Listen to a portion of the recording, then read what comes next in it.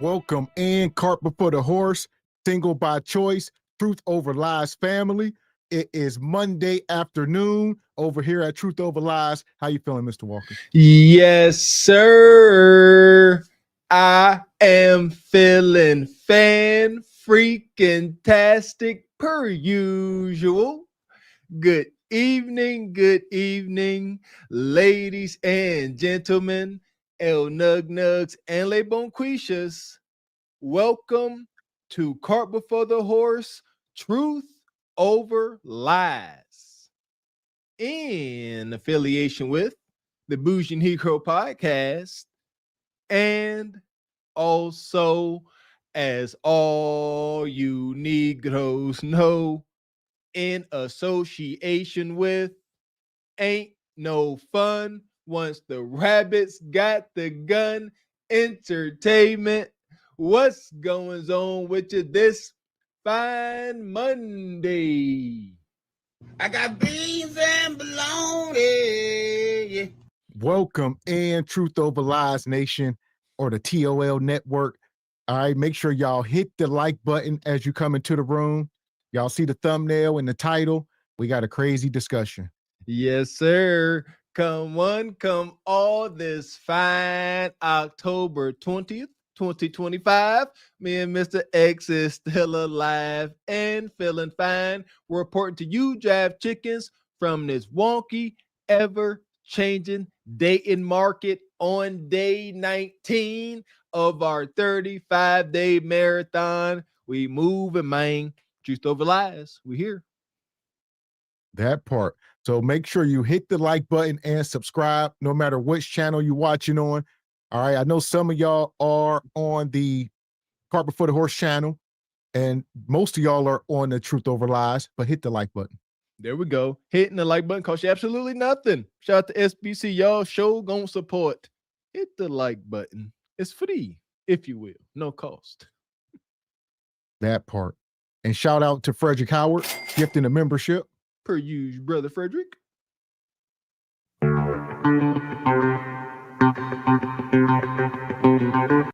Shout out to Sister Raquel with the 20 ball. She says, Truth Over Lies. Salute.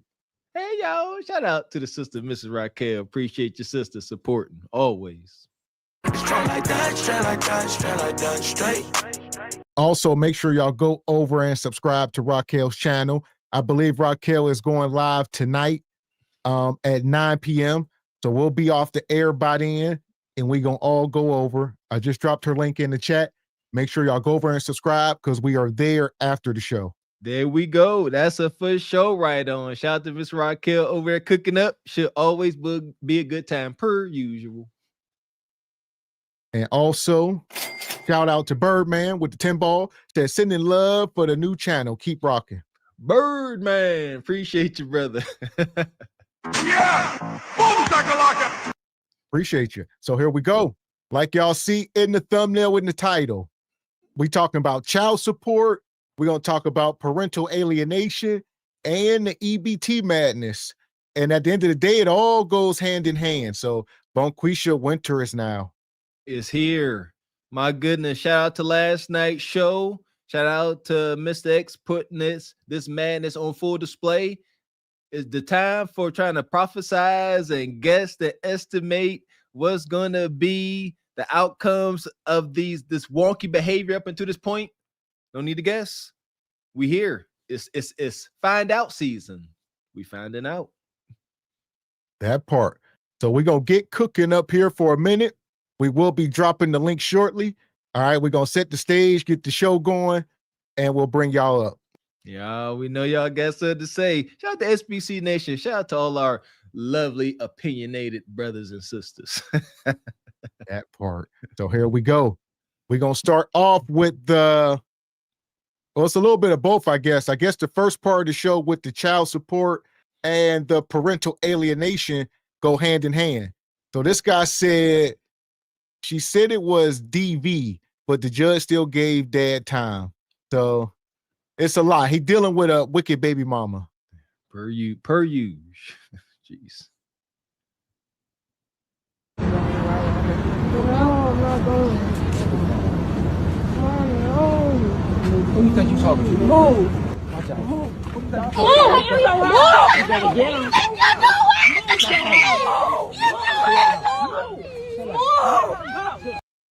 I don't know what happened so fast. As soon as he walked over. Who you think you talking to? Move. Watch out. I think that's the baby mama pushing him. And she got one of her hands in her shirt. I guess it's cold out. She ain't got a coat. I guess he got a couple kids. So I guess it's an older kid and a younger kid. I don't know. And here we go. This is part of the alienation. I get so triggered because I done seen this way too many times. Yeah, as the mother's job, her job and duty via the court order, every court order is for her to encourage her child, daughter, or son to go with the father. Y'all see here what she doing? She like, no, her and the daughter are sharing the same sentiment. I don't want to go with you. That's why he's trying to go over there and wrestle his daughter.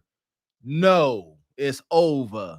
And this is a losing battle. I already see you trying to grab the daughter. Come on, it's over. The daughter and planted that hate in her. It's done. Who you think you talking to? Move. Watch out. You better get him.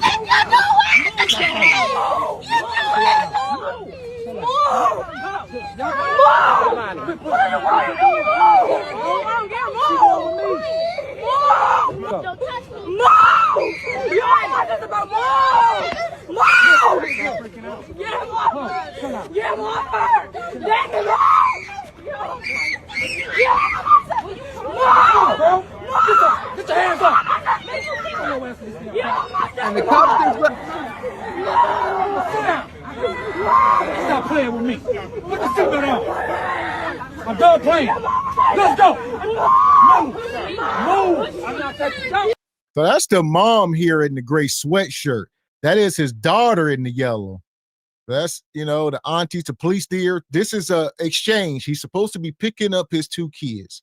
So he grabbed the younger one and put her in the car. That's his other daughter grabbing him in the yellow. She's saying, get off my sister. So he Hands up.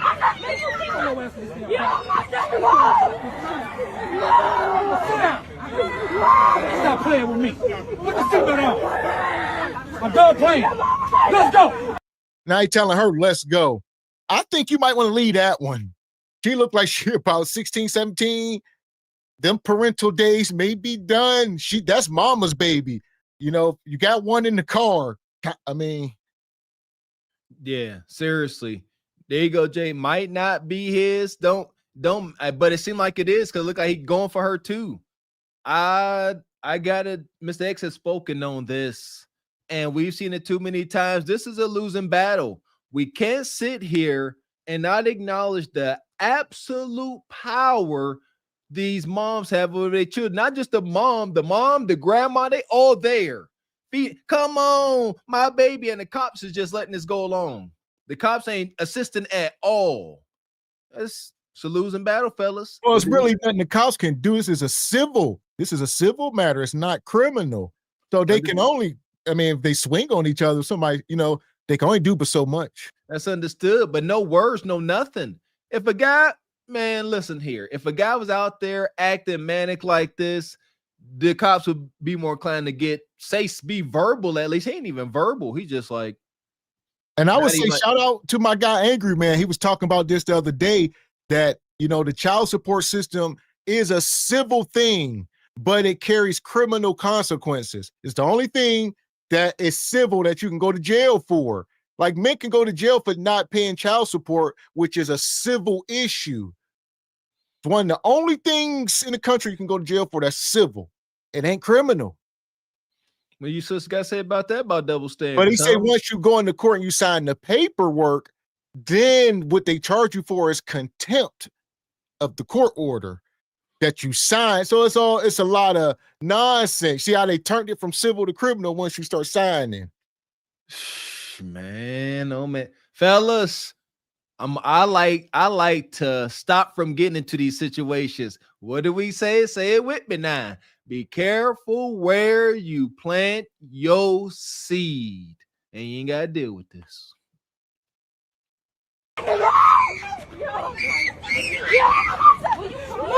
Bro, get your hands up.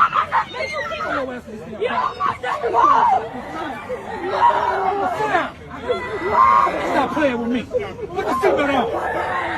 I'm done playing. Let's go. Move. Move. I'm not touching. Move.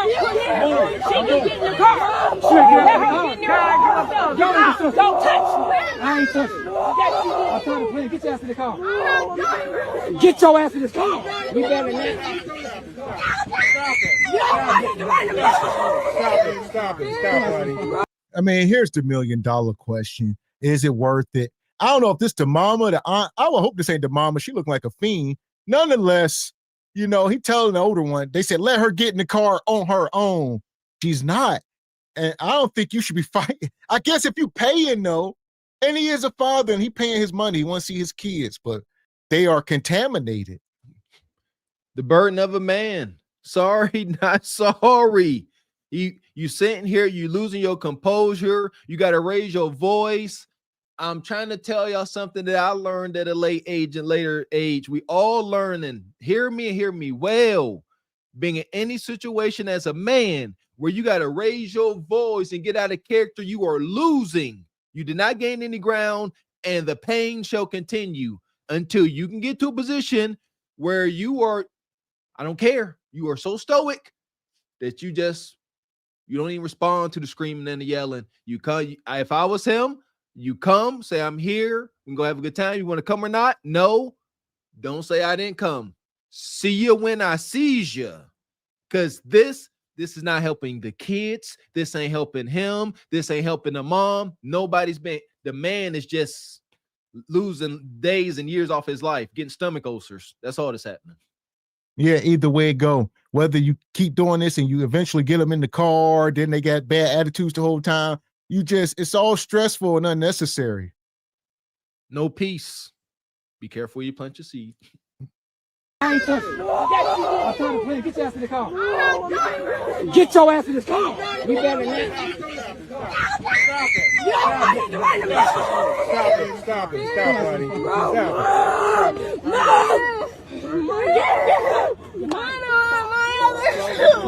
That shoe. Move. I'm not in your way, motherfucker.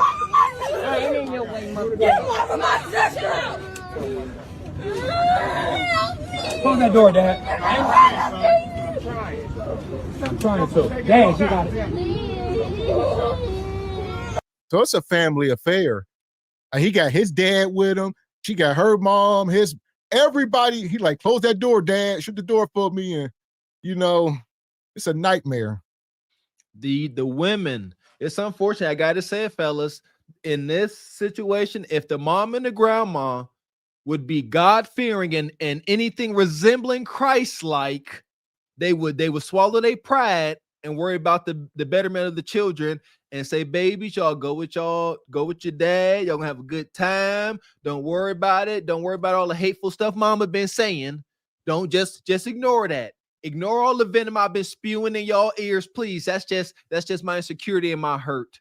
They could change this whole thing, but the moms like this. This ain't ruining a day. They getting off on this. If the mom and the grandma had it their way, they would be out there for hours till it got nighttime. And I'm telling you what they want. They want the cops to say, you know what? They don't want to go, sir. Just let them go with the mom. Just let them go. That's the desired outcome. Can you do your job, sir? You ain't gonna do your job. Let's go, little girl. Get up on my arm. Let's go. Get on my arm. Let me get up on my arm. What you mean I can't do that? Yes, I can. Well, let me get my. Can you Hey, that's what be going with me. It's my parent time. I'm not hurting her. Yeah, you. There we go. Like Mr. Walker said, now Bonquisha done put a battery in these cops' back. And she said, y'all just gonna stand there? Y'all just gonna stand there? Y'all, and then look, he trying to physically drag her. It's over. He trying to drag her into the car. No, I need my peace. I need my peace. I need my peace. You gotta eat this, man. Listen, we on record saying it. You can't make every and any situation better immediately. Shout out to my father-in-law. Life is a marathon. It's not a sprint. You got to let this go. I'm telling you, you better learn from this. That guy trying to drag his daughter to the car, he losing ground. The daughter can't perceive this well. It's not the young girl's fault. It's the mother's fault. That daughter don't know she hurt. She wanted to go with her dad. She confused. She's like, I really do want to go. It's a part of me that's pulling for my dad. But my mom say he's evil and ain't worth a damn. The mom. And here we go. This man is sitting here. He got 2 kids by this woman, and he got a court order. He has a court order signed by a judge that is stating that this is his time to see his kids. Court order from a judge means nothing when it's the gynocracy. Execute Order 66. Got to document as best you can. Like I said, helping some of my buddies and knowing what I know. There's a page on it that says the mom is supposed to encourage the kids to come with you. There's been zero encouragement, and they ain't gonna do nothing about it. And I'm right. The mom, she's summoning the cops. Do y'all job. He trying to do what the court order is saying, and the cops pushed up on. I told y'all. Told you, double standards is in effect.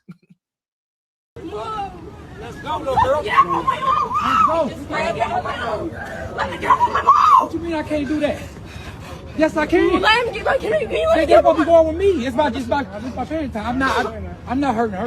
Yes, you are. I'm not hurting her. No, yes, you are. Can you let me get up on my own? It's my parent. I got a court order. It's a civil thing. Parenting. We just went to court today. The judge just told me today. Can you get my sister out the car? You got a lot of documents. Can you The get my judge sister just out told the her car? today she's going to jail if they don't come. Okay. He just told me with as long as I use reasonable. You didn't say reasonable force. Right? As long as I don't use excessive force. I can get my kids. I understand that. Now look at the cop. So here we go. The law is so gray. It's gray area. Like he said, the judge said, the mom don't give me the kids today. She's going to jail today. And he said, I can take my kids. The judge said, long as I use reasonable, and not excessive force. And the cop said, don't this look a little excessive? And he's like, these my kids. But who get to determine what's reasonable and excessive? It's a gray area. It can change from person to person. It's whatever Johnny Law say. This is why I personally don't care to get too involved in politics and legal jargon, because ultimately it is whatever the hell they say it is, man. And they prove it to us day in and day out. The best thing we can do is learn from our peers and ancestors' mistakes and not keep getting in their way. As long as I use reasonable. You didn't say reasonable force. Right? As long as I don't use excessive force. I can get my kids. I understand that. So what's the problem? This is a civil issue. You can't just pick them up and drag them with you. Love you so much, so I'm horny now. No, I love you so much. And like I was just saying, like he say, it's a civil issue. So their hands are kind of tied unless he's starting to do something excessive. And right now they saying, look, you might be a little excessive and we might step in. So use your common sense. And I hate it. I hate it. But we can't feel sorry for this brother. But that's the women want nothing more than for the cops to come and drag him off to jail for excessive force. They would sit there and start diddling themselves right in the parking lot. They would. They're like, yeah, that's what I'm talking about. Yeah, Ninja look, babies told y'all daddy ain't ish. And then down the line, shout to Ebony Dean. When the chips fall and everything start going cattywampus, for sure. Yeah, y'all don't know this, huh? Baby daddy be the first person they call. Hey, the lights is cut off. The food stamps is gone. You got to come do something. You the daddy, ain't you? Tried to be the daddy. See you never. Click. And I would say this is documented at this point. You got video evidence, you got witnesses. You got to move on with life. And if the kids ever try to call you out, you got receipts.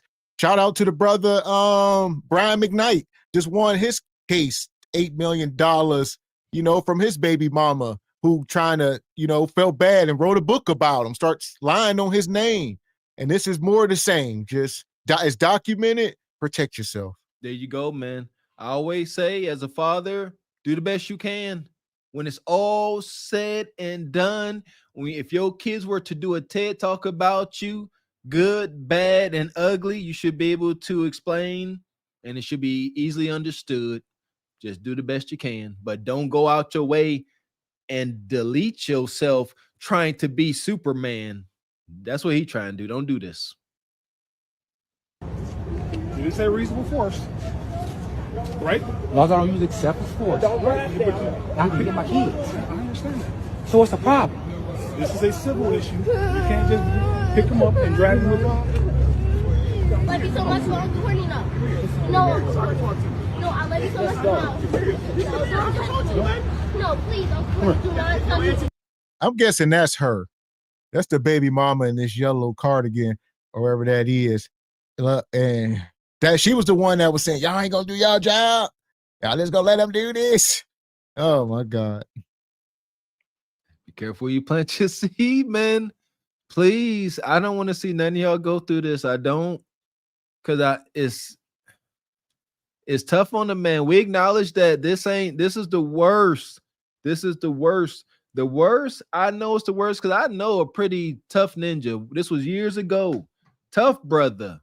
And one day he found out that his daughter, he was taking care of one his. Broke him. Just broke him. Do not touch me. Do not touch me. Do not touch me or talk to me, please. I don't love you. I do not want to talk right now. The way I'm feeling right now, I do not want to talk.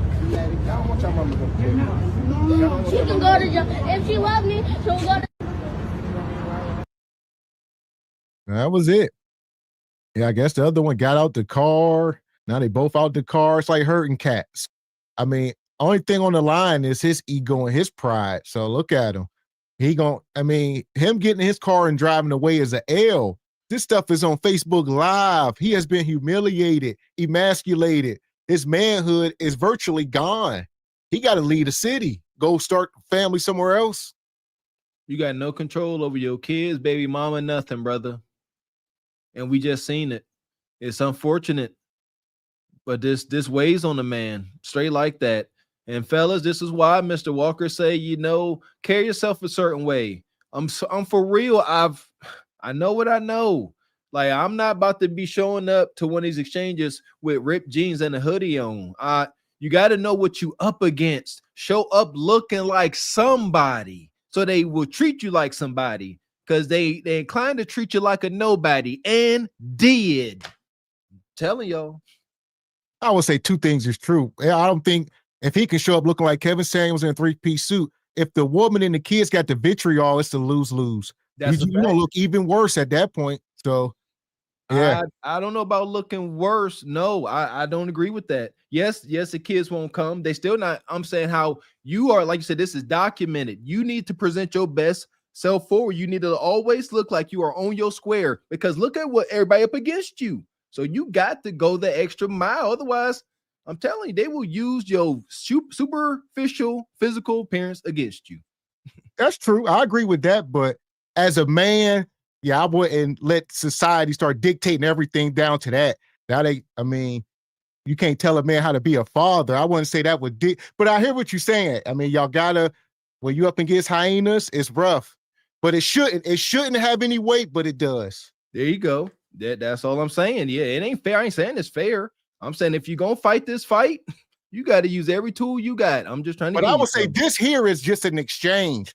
They ain't at the courthouse. He's simply picking his kids up. I can't get that critical. You should just drop the kids off and let's go. I shouldn't have to show up in a three-piece suit to pick my kids up. And like I said, he trying to write something that's wrong. It's a lose. I agree. It's a lose-lose. You got the cops is there. They treat you differently depending on how you look. I know this to be true for sure. If you show up, the cops may be more inclined to, I don't know, be more on your side at least. But they don't have. That's what I'm saying. It's civil. So no matter what the cops think, they can't make her give you the kids. They have no. They can't So I get it. If the cops had decision, they could be like, look, this is a good dude. They can't do nothing. She has all the power. No, I agree. I'm not saying the outcome is going to change. I'm not arguing saying that the way is going to change the outcome is going to change how you are perceived. And in the long run, not the sprint, the marathon, it can help you. They say Mr. Walker or whoever, Mr. Nug showed up every time. And look, he was always presentable, always professional. And these things help in the marathon, not this sprint. There you go. So here we go. And what works even better? Check this out. Child support and I ain't seen my kids in 6 months. What the hell you mean you ain't seen your kids in 6 months? Well, she ain't allowing me. What the hell you mean she ain't allowing you to see your kids? Is there a restraining order? Because if it's not, she does not have the power to dictate when, why, and how you get to spend time with your children. Reclaim your power, King. There is a Supreme Court case law. It's called Santowski versus Kramer, which says that natural parents have a free interest in the care, custody, and management of their children. What does that mean, TJ? Break it down to me in nigga terms. That means that as a natural parent, meaning these children have my blood flowing through their body, we are equally yoked in the right to the care, custody, management over these children. That means we get to decide where they live, where they go to school, what religion they partake in, and I get equal time just as much as the mother. There's another Supreme Court case law. It's called Stanley versus Illinois, which says that before a state can interject itself into this private family realm, they must allow both parents to demonstrate their fitness as a parent before the state can intervene. That means let me fuck up first. Then you come get these kids. Until then, I am guaranteed equal protection with my children, and I'm not waiving any of my rights. ChildSupportersFraud.com. Go get your damn kids. There we go. I would say at the end of the day, a lot of this come down to de-discipline. Something a lot of people don't like. You know, marry before you carry. Because like you said, at the end of the day, this dude, he's not a victim. It's unfortunate the way the system is set up, but he ain't a victim. He's a cautionary tale. Thank you. Can't feel sorry for him. We can feel for him. Let me be, feel for him. I do. I feel for him, but I don't feel sorry for him. I'm like, oh man, that's messed up. Like, dang, brother, hate to see you going through this, because man to man, I can only imagine. But how do we stop this? He did it. He's in the thick of it. But all the young men, learn from his mistakes. Learn from our mistakes. Don't do this. There is no way to correct it. Yeah, let's be clear. You can't. You just fighting the fight and don't know if you're gonna win or not. Let's be clear on that. I don't care how presentable you are, how nice you dress, how well spoken you are. You plant your seed in hyena. Good luck. That part. So I'm gonna drop the link. I know a couple of y'all want to weigh in before we move forward, but yeah, this is unfortunate. This brother, you know, I would say if you get to the point, you know, because you know, if you can't show up like this to pick your kids up, move on with life. It ain't worth it. Yeah, I don't think you should have to go that extra mile, because now you jumping through hoops. Go, Brian McKnight, go start another family and name your kids. I guess one of his kids was already named Brian McKnight, and he named the other one. You just got to move on, because ain't no need to jump through too many hoops. It's a losing battle. Yeah, look at 50 Cent. You know, I think 50 Cent's one son his mom got a hold of him. Yeah. And got little 50 turning it against big 50. That ain't nothing you can do. Look at these powerful, resourceful, affluent men. I won't try to fight these fights. Be careful you put your seed in, because Kanye, it don't matter how much power you got. Go ahead, you plant your seed in the wrong person and you will feel the pain. That part. So until then, brother, we're going to put you in the sub. It's unfortunate. Most unfortunate. The passengers of the doomed Titanic sub spent their last moments in total darkness looking for bioluminescent creatures out of the small window and listening to their favorite music. The new details of the 5 passengers' final moments have been revealed by the wife and mum of the father-son duo. Wade in the water, wade in the water, diamond wade in the water. Something's gonna trouble the water. You better wait in the water. Yeah, man. Yeah, I didn't know that. Shout out to Brian McKnight. Won that lawsuit, huh? My goodness, I know that had to be tough. She done wrote a book. Oh my goodness, the attorney's fees. He probably gonna see a dime unless she got bread. Then there go another thing. Yeah, he won. Yeah, good luck getting that bread. That part. Hey, yeah, I see Ebony talking about the junior. Yeah, similar to that last guy situation. And imagine if those were two boys, I guess, and one of the kids was named after him, and they completely alienated themselves. And he moved on and said, "Just make another one." I believe, like I said, when you do the best you can to try to correct the situation as a man, as a father, I believe this is easily explainable. Your first junior come to you like, "Hey, Pop, what happened? What's going on?" For one, what's going on, and there you go. Once we mature and our brain fully develops, we all went through that. Your brain develops and you start reflecting back on childhood happenings with an adult mind. You're like, wow, all these celebrities, that's who we see. The celebrities are coming out. The what's his name? Kirk Franklin. All these guys coming out like, you know what? I look back on what was happening with my dad, talk to him, and 99% of them say it was not what my mom made it out to be. Welcome in, brother TJ. Tamika, I see she said, and brother Birdman said that's what he did. Okay, restarted. There we go. Got it. Burden of a man. What you think, TJ? Welcome in, brother. Always good to have you, man.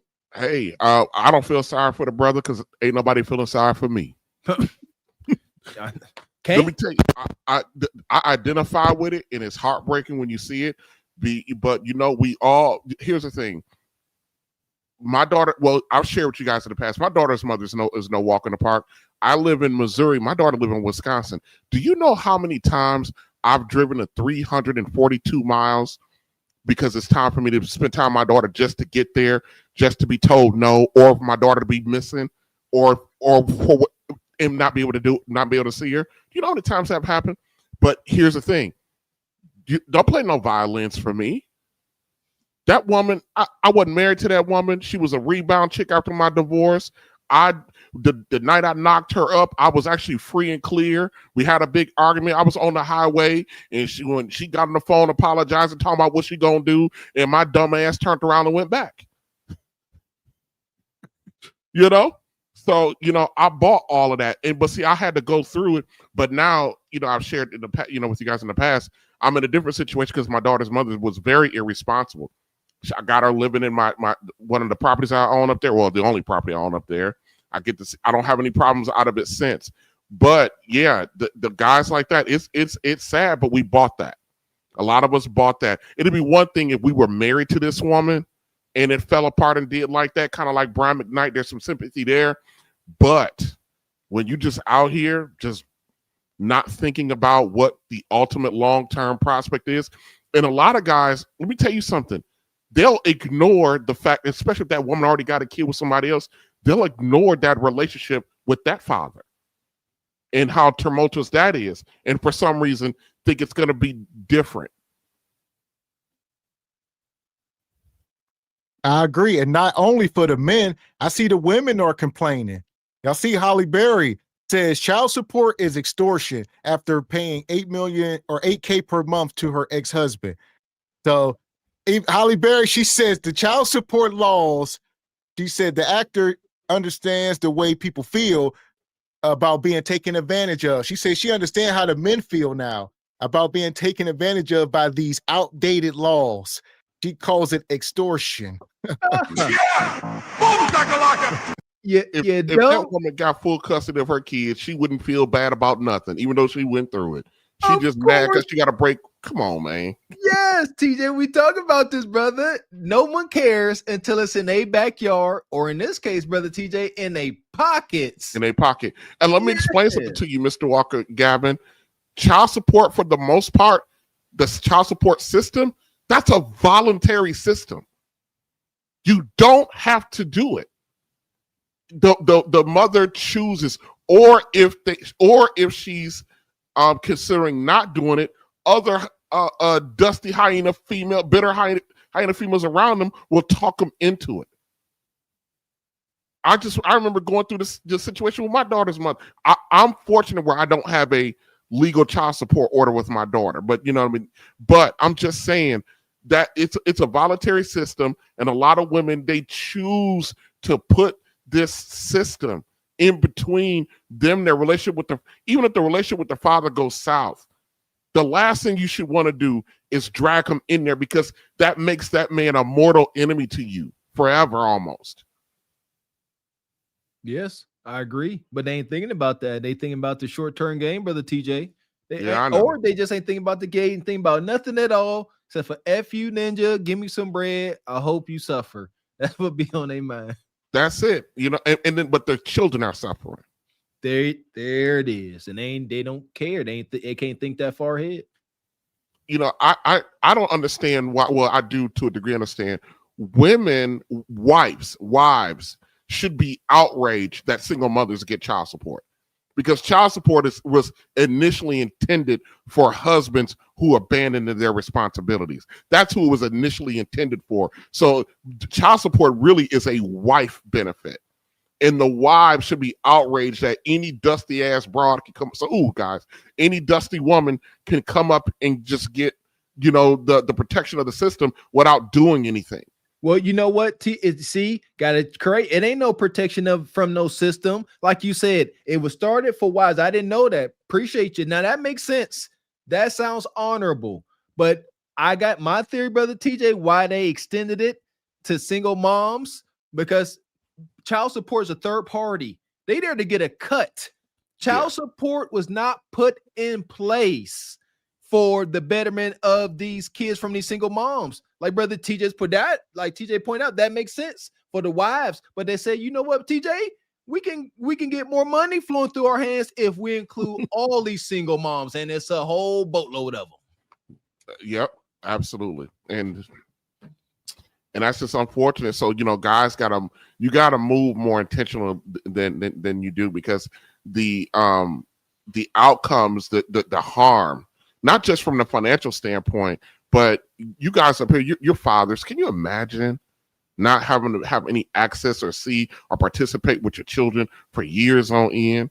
And then for them joke because the mother is angry at you, and then them jokers grow up to dislike you based on what the mother did to you, and then won't even give you the time of day to even try to explain.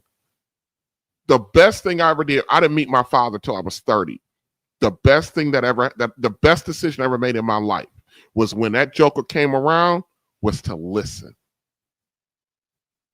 And when I listened and he gave me I was like, and I took that crap back, you know, to my grandmother, my mama, and had to listen to them admit that they purposely did stuff to keep him away. Man, look, that was it for me. And I'm grateful. I hate the fact that those 30 years are gone, but now me and my old dude, he treat me like his younger brother. You know what I mean? But I'm glad to have him. I got access to my grandfather. You know what I mean? I got access to my dad's mother. I got to see like a 65-year marriage with my grandfather and them survive. My dad's been married for 40 plus years. It opened up a whole nother world. But unfortunately, I missed out on so much. You know what I mean? But a lot of times I'll tell anybody, 18, 22, you got to listen to your father. I don't care. They'll tell you, I know what happened. No, you don't. You know what happened through the eyes of your mother. No, you don't. No, you Bingo. don't. That's true. So that's big in our community. We talked about this before a while back that, a lot of us, majority of us don't even know our origin. Mama and daddy, they ain't gonna ever tell you, oh, you was brought to earth. We met in the bar. We was drunk and we hunched, right? It ain't a lot of, oh, we was married and, we got pictures in the hospital when you was born. There ain't even, most of these kids don't even have childhood pictures with both parents, me included. I'm one of them kids. So same here. It's disturbing. Mm-hmm. It definitely is. That is a very painful realization once you start growing into a young man. It happened to me in college. I think I had my one and only anxiety attack. I was so embarrassed to admit that because I was like, what the heck is this? but you started to grow, like you said, there's a part of you that's missing.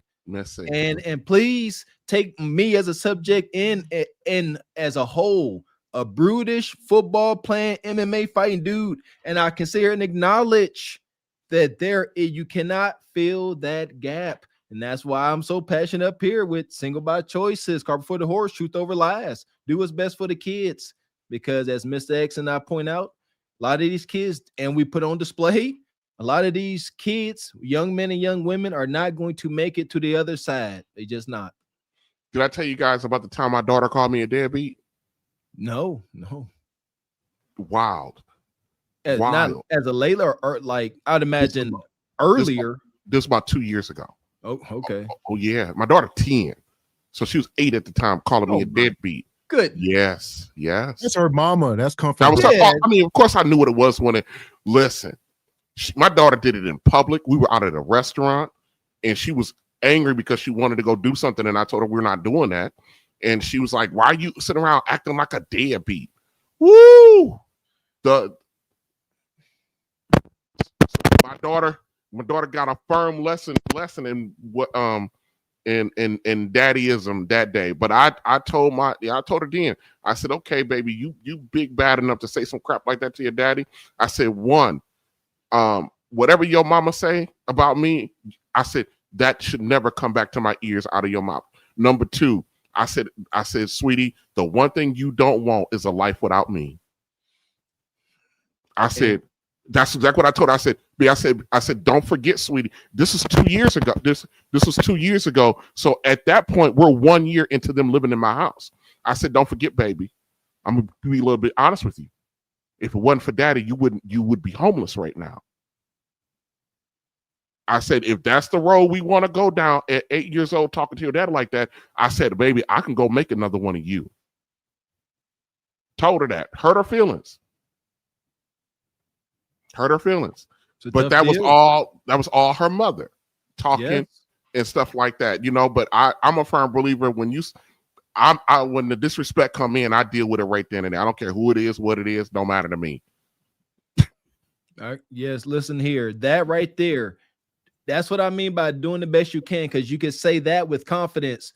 Little girl, little boy, the last thing you want to do is go through this life without me. Exactly. That is a fact. That's undisputed. And that's what when you're doing the best you can say that. When you making those 300-mile trips and doing what you can as a father, and when it all falls down, you say, you know what? I heard what you said. Just know before God, you trying to go through this life without me, it will be crushing to you, little person. And they gonna find out either the easy way or the hard way. Or the hard way. Mm-hmm. They don't think about that. But yeah, man, these are the things. And here's the thing. A lot of us guys growing up, I'm going to be general here. We make these decisions because ain't nobody around telling us not to make these decisions. There's no examples of it. You know what I mean? Not making these decisions, So, a lot of guys are just in really bad situations. And even if they had everything that they need to make the tools, because we are so females centric with our influence, the males, we respond to these situations in very feministic, terms. See, that could be an excuse for us, brother TJ. Well, why can't we use that as an excuse? Ain't no excuses. We all grew up with uncles, cousins, and them that told us you ain't a man if you ain't out there getting no cat. And they never ever said something about denying no woman. Ever go get you some. So there you go. Like we can say, we didn't have any good examples. Y'all can't get on us. All of our uncles, all of the men y'all aunties and them chose ain't teach us. So we ain't gonna break these curses. Yeah. I'll say this. I see you backstage, brother Luther. Give me a thumbs up.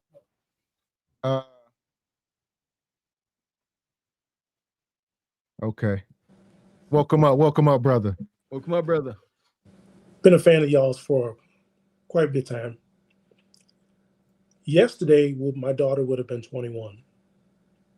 She passed away last November 21st. Sorry to hear that, brother. Our condolences, man. And I have an 18-year-old daughter that I'm currently not talking to. So knowing that, the last thing that my daughter wrote me was she was very angry with me. She said a lot of things that I knew didn't come out of her mouth. You know, ain't your mama black? You know, that stuff she heard. And I haven't, you know, I didn't get to talk to her. So sometimes, you know, I don't know how many women watch the show, you know, to learn anything, but understand those things can't be taken back. That feeling, you know, in time, I'm 52 yesterday. My daughter was born about 12 hours. So I wanted her birthday to be on mine, but she's the 19th. I will never get to show her who I really was. So that's tough. Seeing that man go through that, and I listened to Mr. Walker, I thought I was afraid of that. That was what I was afraid of, Mr. Walker. So I did not do that.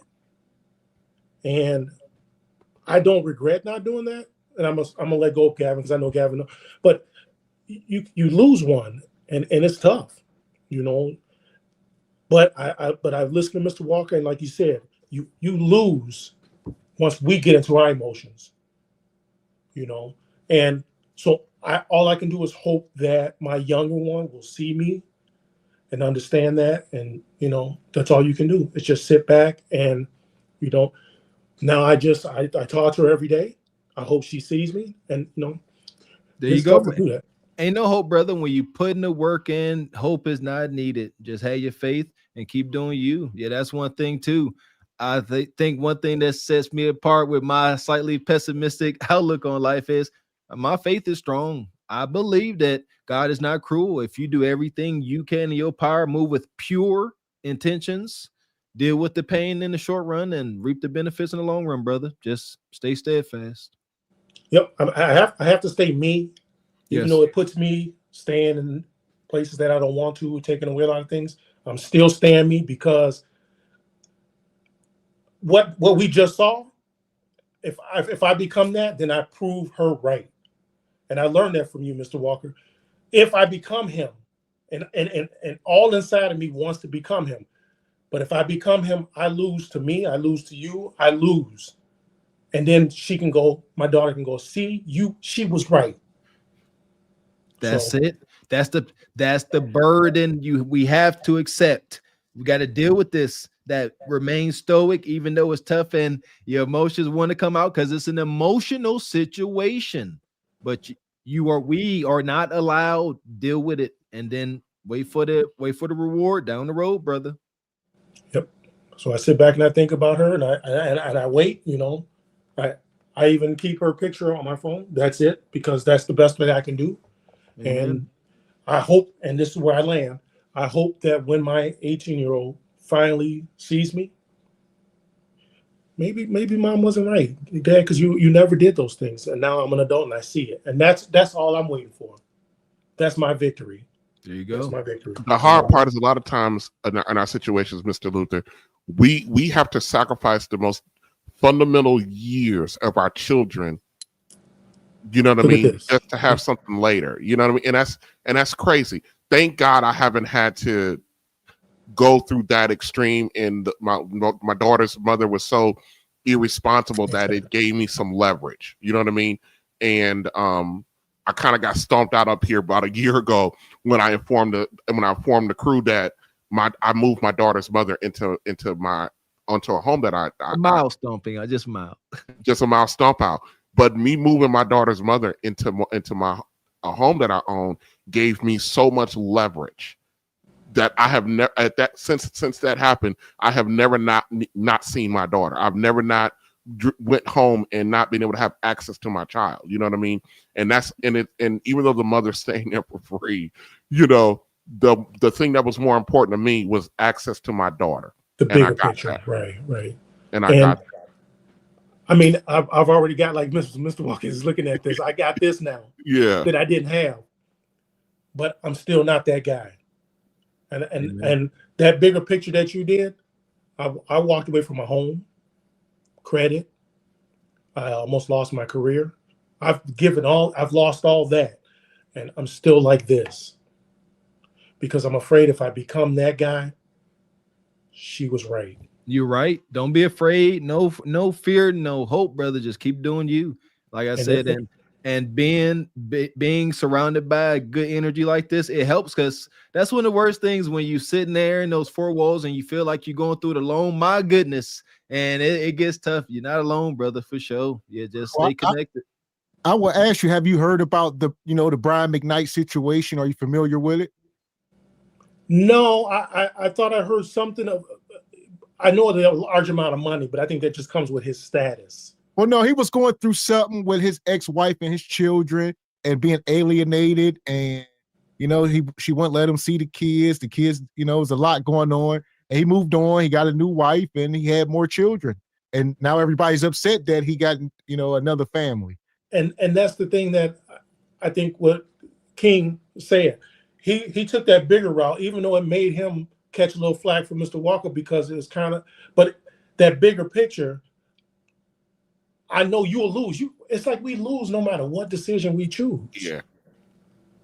So, you're trying to stay bigger, but I mean, I had law officials call. I keep trying to land so I don't take over, but I mean, it was to the point where I was sitting in my garage one of the last few days that we were together in the driveway as the police pulled up with my driver's license on my lap, and I handed it to him, and I just sat there.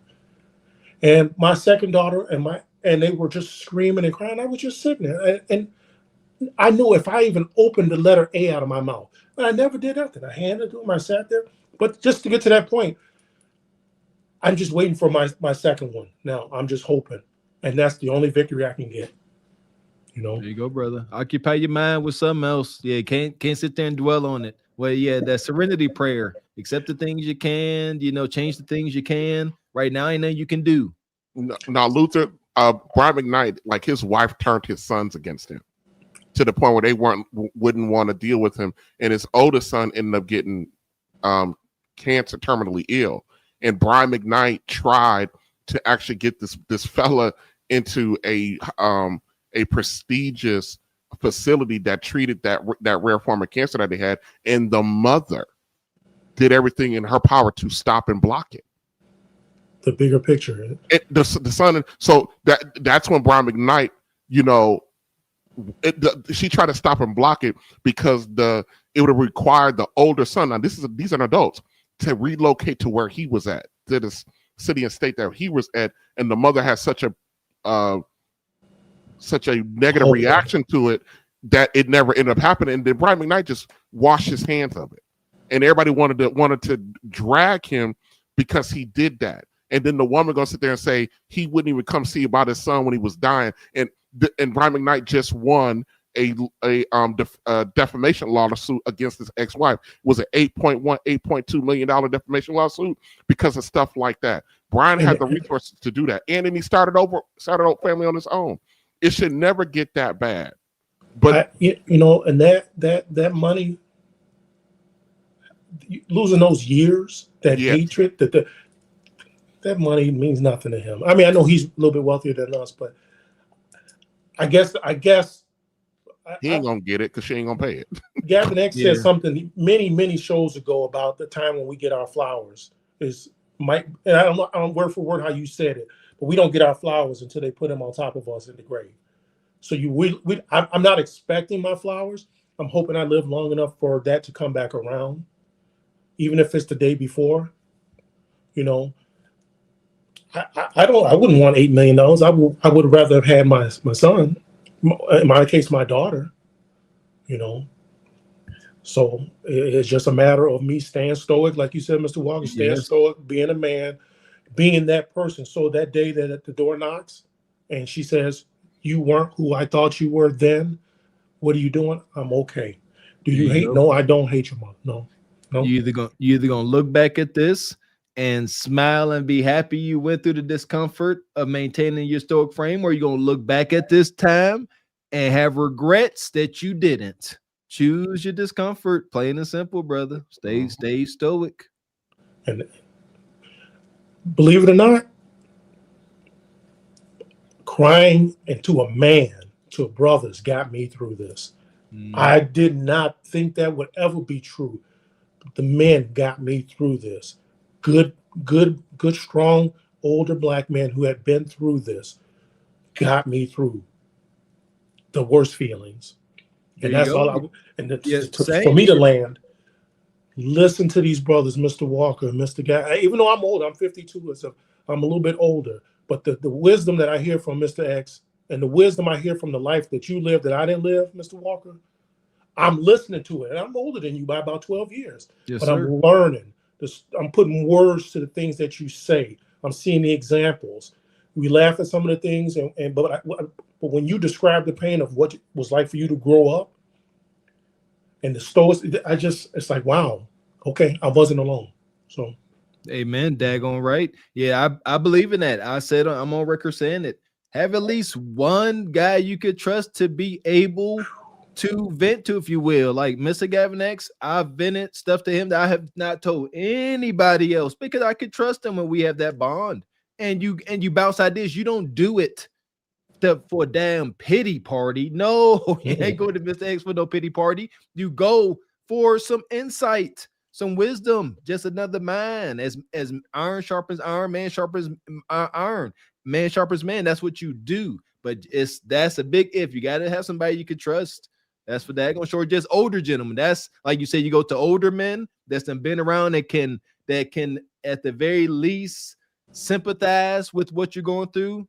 Then you're good to go. But I agree, gotta have some circle of some degree, brother. Can't be by yourself. Keep this show going, brothers. Y'all don't know what y'all do for us. Yes, sir. Mr. Gavin, just keep this going. Keep that record going. I just signed up for the Patreon. This show is necessary. I'm glad y'all have taken it to another platform. I'm done landing, but keep it going, brothers. Y'all got you, Gavin, Mr. Walker, King, having Mr. Wilson on it. I mean, as crazy as he is, you hear wisdom in some of the stuff he says. Yes, he's sir. telling you about something from the 60s and the 70s and 80s, and they're like, have you ever been in a plane crash? And he's like, yeah. I mean, he's been through it. And yeah, and people try to come at him like he's lost. No, he's been through it. You know what I'm saying? So I even when I listen to his crazy stories, when he's talking about when they said yes, I listen. So just let me land, but keep it up. Hey, will do. Yeah, shout out to Mr. Wilson. Were you around in 1951? Huh? But it just reminds you of your old grandfather and your father when they told you something. It didn't make sense when you was 10, but when you turned 30, you're like, that ninja was right. So thanks, brothers. Yeah, he was up here. I don't know if you seen the last show when he told us we don't know nothing. And we just sat back. Like you said, we want just let him talk. Whether you believe him or not, you can't react emotionally. That's the elder. Might not agree with him, but let him spew whatever he got to say. I learned so much from my elders. Like I was that kid. I didn't run from old folks. I used to sit and listen to them talk. There's something to learn. Yeah, if you're an elder like you, Mr. Luther, you can't offend me with nothing you say, because I'm listening. Like you've been here, you've been on this earth longer than I have. That used to have weight. It doesn't so much anymore, but it does. That has weight, man. And the thing with that long delay is with this generation, that delay is going to be longer before they learn. Whereas we got the lesson right away. Your grandfather told you to cut the grass. You didn't even turn around. You walked. Now they ask why. Now they don't even listen. So the delay is going to take longer for them to learn their lesson, and all you can do is just hope that they learn a lesson fast enough, That's it. So thanks, brothers, for letting me come up. I'm still listening. Always, brother. Also, we got a super chat here. Mr. Gino said, Luther, I would advise you to buy a shower chair. That's money I've spent. He says, because I can relax in the shower. There you go. Amongst other things. Just get that stress out of your body. That's hilarious. That was for you, brother. Thanks. Appreciate your transparency. Appreciate your testimony. Stay strong, brother. We definitely with you, man. Always watching. Extra. Appreciate you. And also shout out to Sister Dee Dee. She says day 19 to 35 and Kroger's grabbing some groceries. There you go. Shout out to Dee Dee. And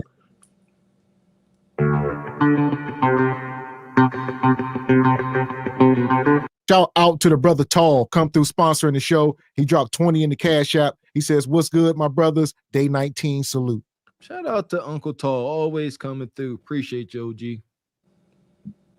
So yeah, this is day 19. If y'all keeping up in the chat, day 19 of our 35-day challenge. We still going strong. And in the first part of the show, we up here talking about child support and the parental alienation.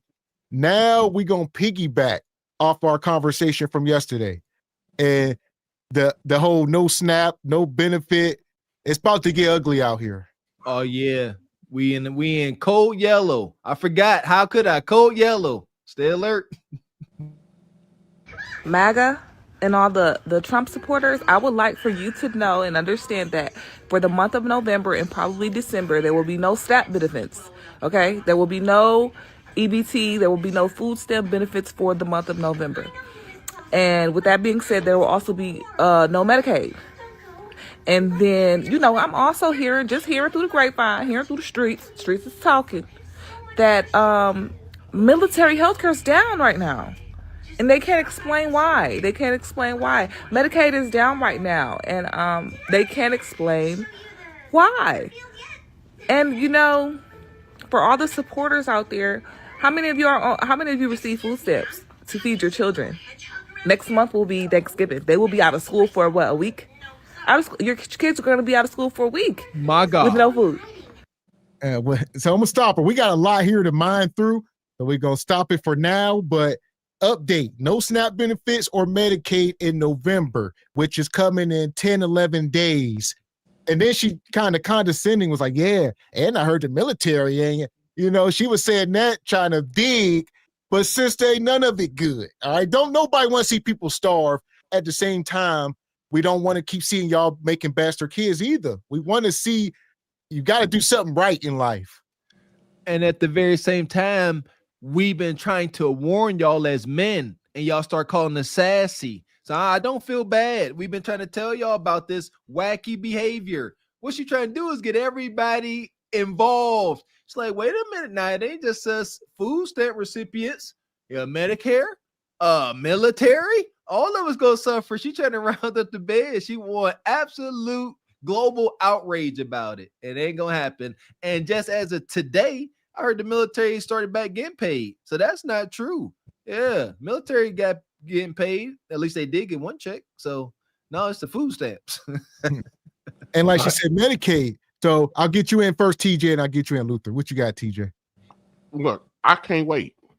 I always said that if I ever ran for a state office, my platform would be no child support, no food stamps. Seriously. I can hear Mr. Gavin saying the price of Gog just went up. Okay. Gavin, just the value of it just went up. Hey. Or down. Yeah, everything's going down. You know how high my taxes are, man? I want all that crap to go away. You know how high my taxes are? Yeah. Man, they take enough out of my paycheck, man, to fund another paycheck. Facts. You noticed that she had something on the ends of her fingers. Nothing. Well, nails. And then a bull ring looking like a cow. Oh my gosh. Y'all sisters need to retire that bull nose ring. Like, I'm for real. No, I'm not sorry. A cross between a sloth and a cow. And she got the baby laying on her back. They watching cartoons. Oh Lord. Like a sloth with the baby on her back, TJ. Here we go. I'm gonna let her keep going. You're gonna have a Thanksgiving with no food. How's that? And then all of the supporters who were in the military and were serving this big, beautiful country that you love, you won't be getting any health care next month. Oh, you probably are getting it now. I forgot. It's they don't know what's wrong with it, and they can't explain what's wrong with it, and they're not giving an update on when it'll be back up. So there's that. You know what I'm saying? You know what I mean? Me, on the other hand, I'm not worried about it. I'm not worried about it because you know what? The way my God, way God covers me, baby, we covered in the blood around these parts. Really? So I believe not one of my children will be hungry. I believe not one of my children will be sick with any ailments, and they won't need to go to any doctors or anything like that. Holy hell. So they out here just making bastard kids. Then she want to bring God into it. Huh? Matthew chapter 2 and verse 12. I suffer not a woman to teach, nor to usurp authority over the man. There's any women preachers here? Sit down. That's right. Well, I know what God told me. You a lie. You a lie. God ain't never told a woman to do something that contradicts that Bible. That's right. Never. That's right. To all my women preachers that are watching around. Never told you to throw that kudakata around. God ain't never. He didn't. He told y'all protect your quiver. Shout out to Pastor Gino. Protect your quiver. Y'all sisters out there with your loose quiver, your quiver all loose and just flopping in the wind. Shout out to the brother Stephen James in the Patreon.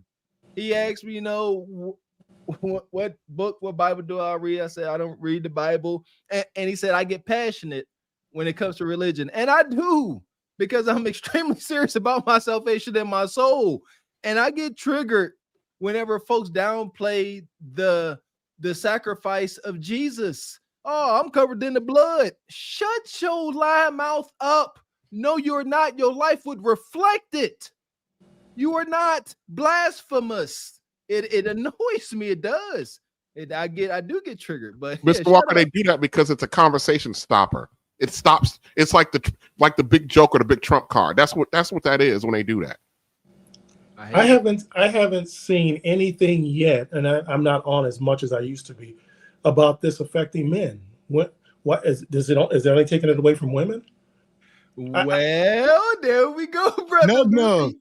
I would say the bottom, maybe 8%, the bottom percent of men that's attached to these women. Like Jay Prince. Shout out to Jay Prince. Dang. Good question, though. It is, huh? What's going on with Kundra? Kundra, all the Kundra contestants say they making 100K. The chat love point that out. But now it is only the sisters up here complaining. Good point, Luther. Good data. And we about to find that out. Hit the like button. I believe that there will be no shortage of food in my house. And then, get this. While we supposed to be over here starving and can't get no motherfucking health care, he just sent Argentina $20 billion. 20 billion with a B. But we won't be able to go to the grocery store to get a pack of chicken. Won't be able to get a turkey for Thanksgiving. Yeah. Just want to make sure y'all. That's not for everybody. So quit projecting. Like, obviously, people are fortunate, right? It's fortunate to be able to go to the store and buy a turkey, but don't sit here and act like people are going to starve because no EBT. When we know everybody don't get it, y'all sit here and say it. How many people get EBT? Anybody on the panel going to buy turkeys for Thanksgiving? That's not even 30 days from now. Why do they think that it's just going to effectively just empty the refrigerators out? And all of a sudden, there's no access to food. This is October the 20th. That's less than a month away. Are we being just a little bit over dramatic? No, Brother Luther, no, they are not. No, because their refrigerators are empty. Yeah, Brother Luther, towards the end of the month, they go through all of their food resources. There's I was gonna say the card is reloaded on, I want to say the 4th. The 4th of every month that card get reloaded with whatever you get, 800, 300. So right now they're saying it's not going to be reloaded on November 4th. Hence, no food for the month. It's rough. So yeah, Brother Luther. So they are already aching and begging for that money on the 4th, and it ain't coming. So they having a hard time making it to the 4th, let alone through the next month. And this is another reason why I'm triggered, fellas. And I caught maybe a little jealousy, but when me and Mr. X was poor kids, we knew we was poor, meaning holidays missed us. Shout out to Biggie. Y'all don't remember when Christmas missed us? Y'all ain't never wake up on Christmas and ain't nothing in the house. Y'all ain't never wake up for Thanksgiving and was wondering what you was eating until the next day came and you realized it was nothing. So I'm like, this is what poor is supposed to look like. You go without. Lord knows we did. I don't know. Shoot, done went hungry many, many, many, many years. I have the same response that I think Mr. Gavin X would have. And I this is the example here. I got $40. $40. 60 if you nasty. 60. That's my response. That's all I'm gonna say.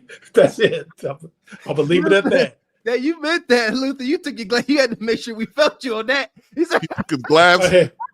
Hold on. Here we go. I got $40. So that's a. Look, y'all laughing, stop, man. We in cold yellow, sisters. At best, y'all get proposition by brother Luther. Hey, he was. Come on, Gavin. Look, here now.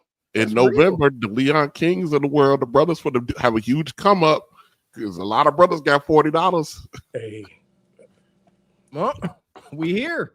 The prophesizing is done. We're here. Look at that 40, 60 if you're nasty. It's not a joke. With Samuel say winter is coming, we're here. Yeah. Burr. And here's the deal. They're gonna be out here tricking, and then a lot of these states done overturn Roe and Wade, so they can't go to the chop shop.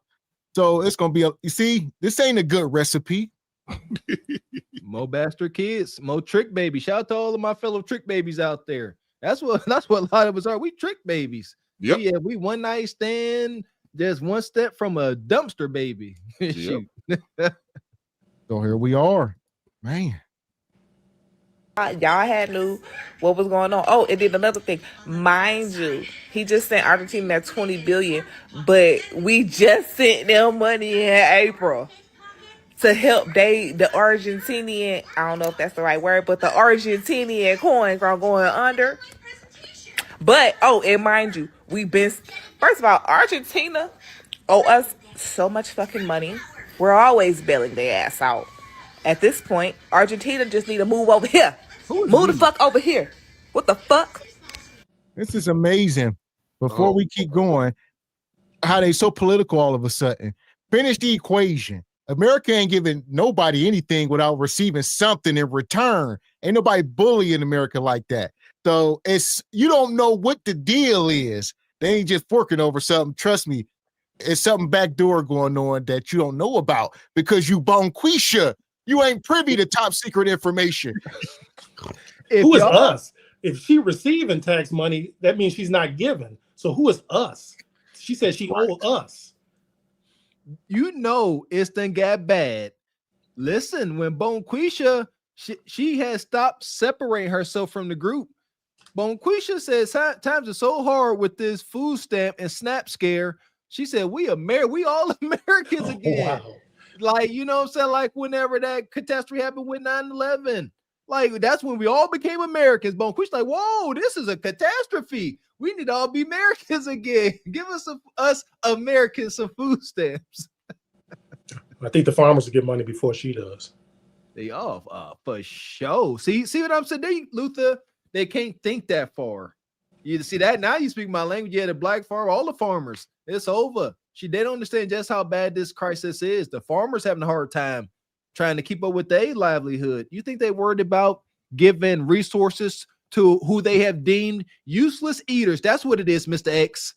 That's what they have deemed these folks that refuse to work and just take up government assistance. They deemed y'all useless eaters. What do you think their plan is for the useless eaters? Yeah. Fuck.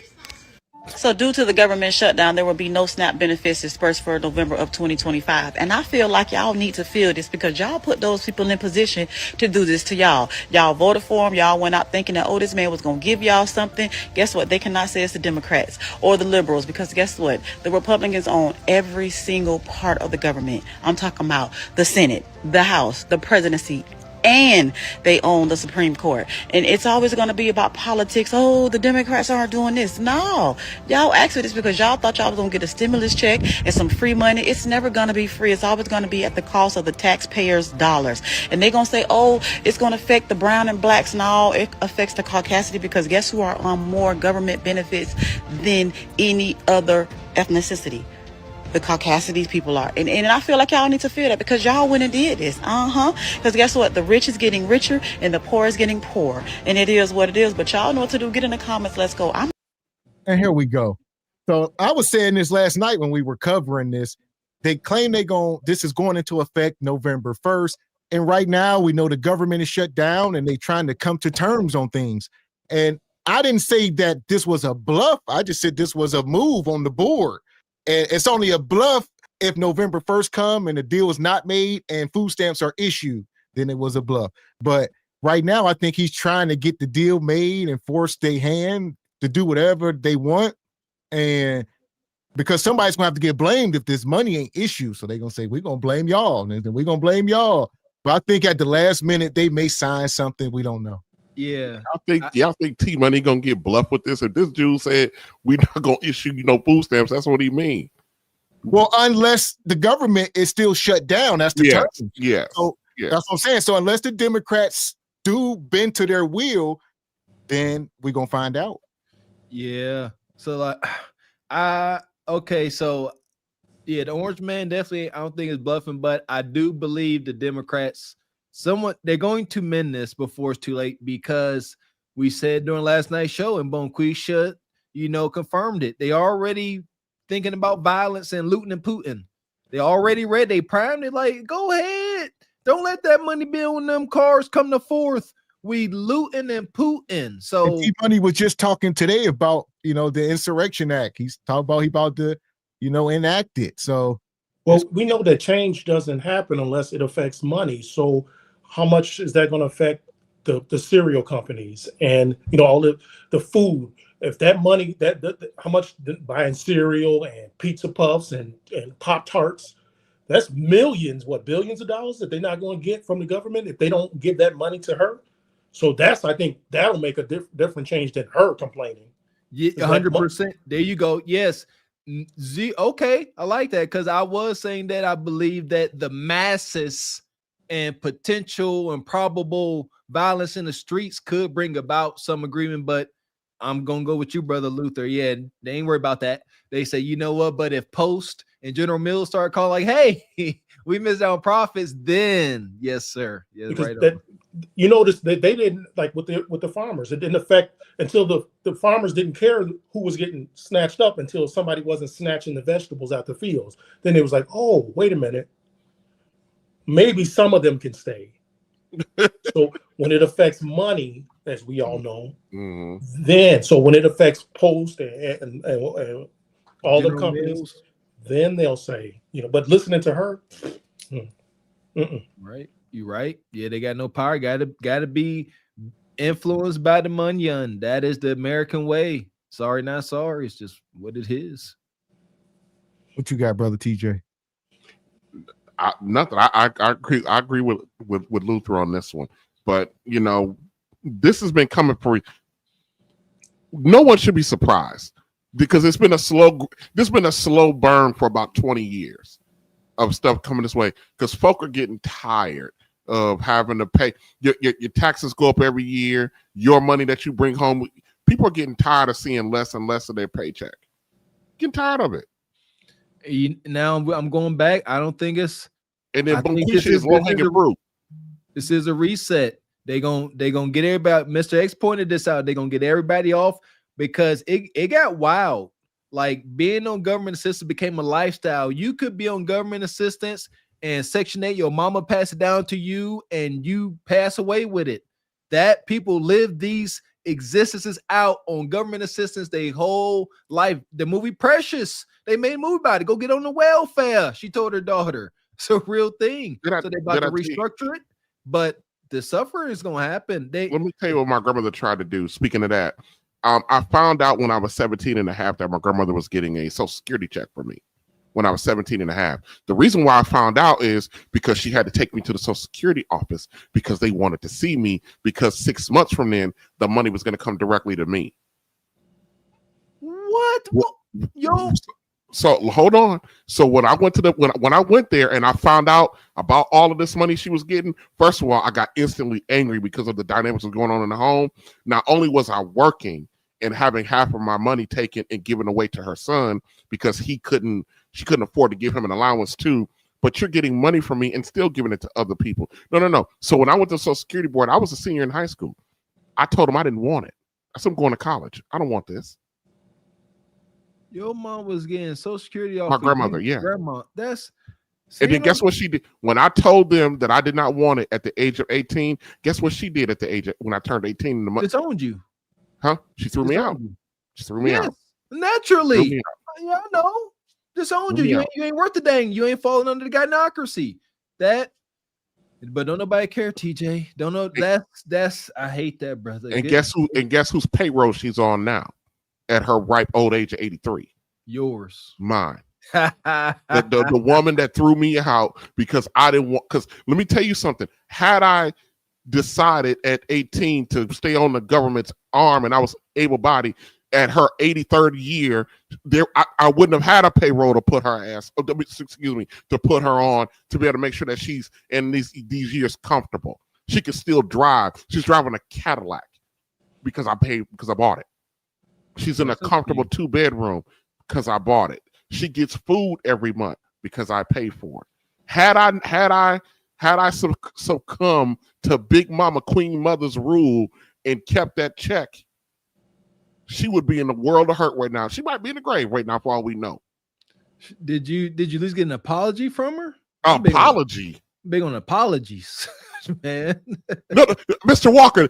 No. Guess what she does now when she brings up, because she still talks about that story. Okay. She uses it as a story about my greatness, about what kind of man I am now. He was already a great man. He was already free thinking and motivated, even when he was 17. The way she tells the story is like, I marched in there. I didn't want it because I didn't want to work, and I'm proud of him. That's how she tells the story now. I love it. Hold up. So not that she used you. You were like a martyr. You were just so honorable, huh? Yes. Mr. Walker, she tells this story as if like to brag about just how great of a man I am now. I was a great man back then because I was going to take on the world and I didn't want the government. But she forgets she threw me out when I was a senior in high school because I wouldn't stay up under the government's thumb. I'm like, tell that part, Gam. Tell that part when you kicked me out. All this greatness. Now I need to listen here. She tell that Mr. Walker, if you met her today, she would tell you that story today. And I just sit there and look at her now because I'm just like, what are you gonna say? She 83. What are you gonna? It's true. I see the burden of a man yet again. It's like, that's not what happened, lady. That's not what happened. That ain't nowhere close to what happened. She's like, that's how I recall. That's not what happened. We're not gonna talk about the fact that you threw me out and I spent my entire senior year living with your auntie, my great auntie. We're not gonna talk about when I went to college. I didn't hear from nobody for 2 years. I could have been in the morgue somewhere and nobody knew where I was at. We're not talking about the fact that you didn't even know what college I was at during that time. Triggered me. That took me off, TJ. I was one of those kids. I went off to college. No, I didn't get a part. Nobody gave a hoot nanny. My mama asked me where was I going, but all my cousins went off to federal penitentiary. They make sure they know what institution they at so they can write them and send them packages. I didn't receive. Never got a package. The only packages I received while I was in college from Brother Red, Mr. X, Brother Red, preacher back in our hometown. No relation to me whatsoever. But he followed me through football and he used to send me money like once a month. Every month he sent me money. Grandma, mother, aunties, they sent their money to the prison. And that, I don't care. That triggers the hell out of me. I hate that. Yeah. I mean, yeah. So yeah, Mr. Walker. So speak. Yeah, that was an interesting story. Yeah, yeah, I went through that too. The crap we go through. But yeah, they'll try to pass it on. And if you have the audacity to say I don't want that, then you're public enemy number one. See, ours was, I never had that be like Social Security, but I know a lot of us had our. I didn't even know what I was on Social Security for. I'm like, I'm healthy. Yeah, I'm on the wrestling team. What am I on Social Security? I don't know what lie she told these people. Yeah, that's old. I'm like, yeah, why were you on it? But I have no idea because ain't nothing disabled about me. It's a forever mystery. I should ask. You know what I'm going to do? Hey, I'm going home in a couple weeks. When I go home in a couple weeks, I'm going to ask her, hey, what did you tell them folk to get TJ, I need to know. I need to know What did you tell them, folk? Because I need to special. What you tell them, people? I never call TJ. What she say? I just want to know. I need to hear this excuse. Yeah, I don't know, but I didn't know I was on. I had been on it since I was 8. So at that point, almost 10 years, I was on it she was getting free money. Now I should have known something was up because my grandmother didn't work. She didn't work. Mm-hmm. There you go. They give away. You know, but I've never known her to have a job, you know, but that's, yeah, they'll if you don't pass it on or try.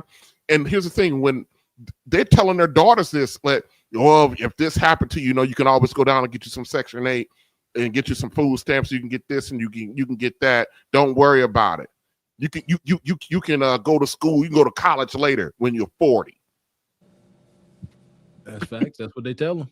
You can go to college later when you're 40. I agree. And we got some super chats here. Shout out to the brother Stephen James. Good to see you, man. Says facts, Mr. Walker. Money, money, money, money, money, money. Shout out to brother Derek Greenway. Always good to have you. Says she doesn't know that the military always get paid during the government shutdown. Yes, they definitely got paid. Appreciate you, Apostle E. Says, I know KS was still alive. If KS was still alive, a lot of women would have to apologize and admit he was right. And he was only trying to prepare the community for these times. Right on, Apostle E. Yes. You know, talking about being together. That's the most important. Bonquisha, during that time when Bonquisha was making that money, you know, she thought she can do it by herself. But now she like, okay, now one of you ninjas come save me. This is why we call it hubris and pride, because it is. Huh. Appreciate you, brother Keon. Say shout out to the Kangs, SBC, and Truth Over Lies Nation. Appreciate you. Also, we appreciate you coming up, TJ. I see you got to step out. We appreciate you, brother. Always, TJ. Always good having you, man. Yeah, keep up the good work, guys. I gotta go to this. I gotta go get this white man so I can stay off their food stamps and Social Security. Lock him up. Lock him up. Yeah. All right, guys. Take care. Appreciate you, brother.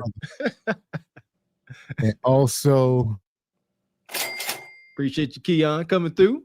Says y'all early as heck today. And then you got class to attend. All right, educated brother. Shout out to Keon. Shout out to Keon. Says put her and them prayers in the layer with Leon. Leon got all the biddies. You know, yes, he got like 3 ladies, man. Where you at, Leon? Show yourself. Shout out to the brother Major Drama, gifting 1 Truth Over Lies membership. Thank you, sir. Appreciate that. Money, money, money, money, money, money. Shout out to the good brother Rachai Media.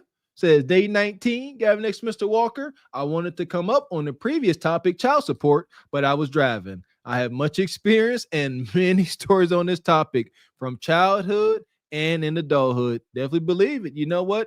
Might continue the conversation via the Patreon. You know, put up some posts. But yeah, wish you could have made it, brother. Appreciate you always supporting, man. Drive safe. Yeah! Boom, shakalaka! Appreciate you, Mr. Gino. Says this channel was needed. So glad y'all made it. For sure. It's been in the workings for a while. You're finally here. And happy to see that it's definitely helpful. Shout out to Brother Luther, man. Definitely appreciate your story, man, and your transparency. That part. So where was we at here? I'm gonna let this keep going. Like I said, Brother Luther, if you gotta drop out, just let us know. But we're gonna be cooking here. Mm-hmm. I'm not upset because guess what? It doesn't affect me. It doesn't affect a lot of people that are around me, but it is going to affect kids who are hungry. They're talking about the food banks are open. People are going to be starving in the richest country in the world. And y'all talking about, oh, it's somebody else's fault. No, it's y'all fault because y'all put them people in position. Y'all know what to do. Get in the comments. Let's go. But yeah, they say the food bank's open. That's what they said today in a meeting. The food banks are open. So they just announced that if the government continues to be shut down, people will not get their food stamps in November. Millions of children, disabled, elderly, people who just happen to be laid off because this economy is trash and Trump's tariffs are ruining everything and small businesses are going under and they can't keep their employees, so people are losing their jobs. Those people will not be getting food in November. And Republicans are trying to blame Democrats by saying, oh, well, Democrats keep voting to keep the government shut down. No. Democrats are voting so millions of people don't lose their health insurance. So millions of people don't have to pay higher premiums. They're voting to reverse the Medicaid cuts that Republicans put in place. That's what they're voting for. So here we are, man. It's a political gridlock. And y'all know we are pretty much political atheists. All right, we learn more as the days go on. But, you know, the net of it is they're fighting over the whole Obamacare deal. And, you know, the Republicans want to change it up and they want to keep it the same. And they say, all right, well, if you don't change it up, stuff like this is happening. No EBT, no this, no that. I'm going to start affecting your demographic the most. So it's a lot going on. There's so many things I'm looking back now. This sister talking about folks in the, you know, richest country is starving. Folks been starving in the United States. And I feel like there's been signs. She said the food pantries are open, the soup kitchens are open. This has been going on. I know where we stay outside of Lowe's. I remember one time going to Lowe's on the weekend and there was just a line of cars. And I ended up talking to one of the associates there, and they said that was for a food pantry. Like, I believe like they have been priming us up for this. And here's the thing, like, to also be transparent, like there's a big old line outside of Lowe's, and it's like a perimeter. Like, what's going on? It's like a car gathering. No, it was folks waiting for food to be handed to them out of a truck. And guess what? Here's the thing. None of them share my complexion. So just some more data on not one. Probably out of pride, ego, and maybe not knowing these resources were available. That's one thing we face too. But just a take on that. But welcome. I'll be seeing it. I was gonna say I see it with shout out to JP. He be going live when he goes into the food pantry.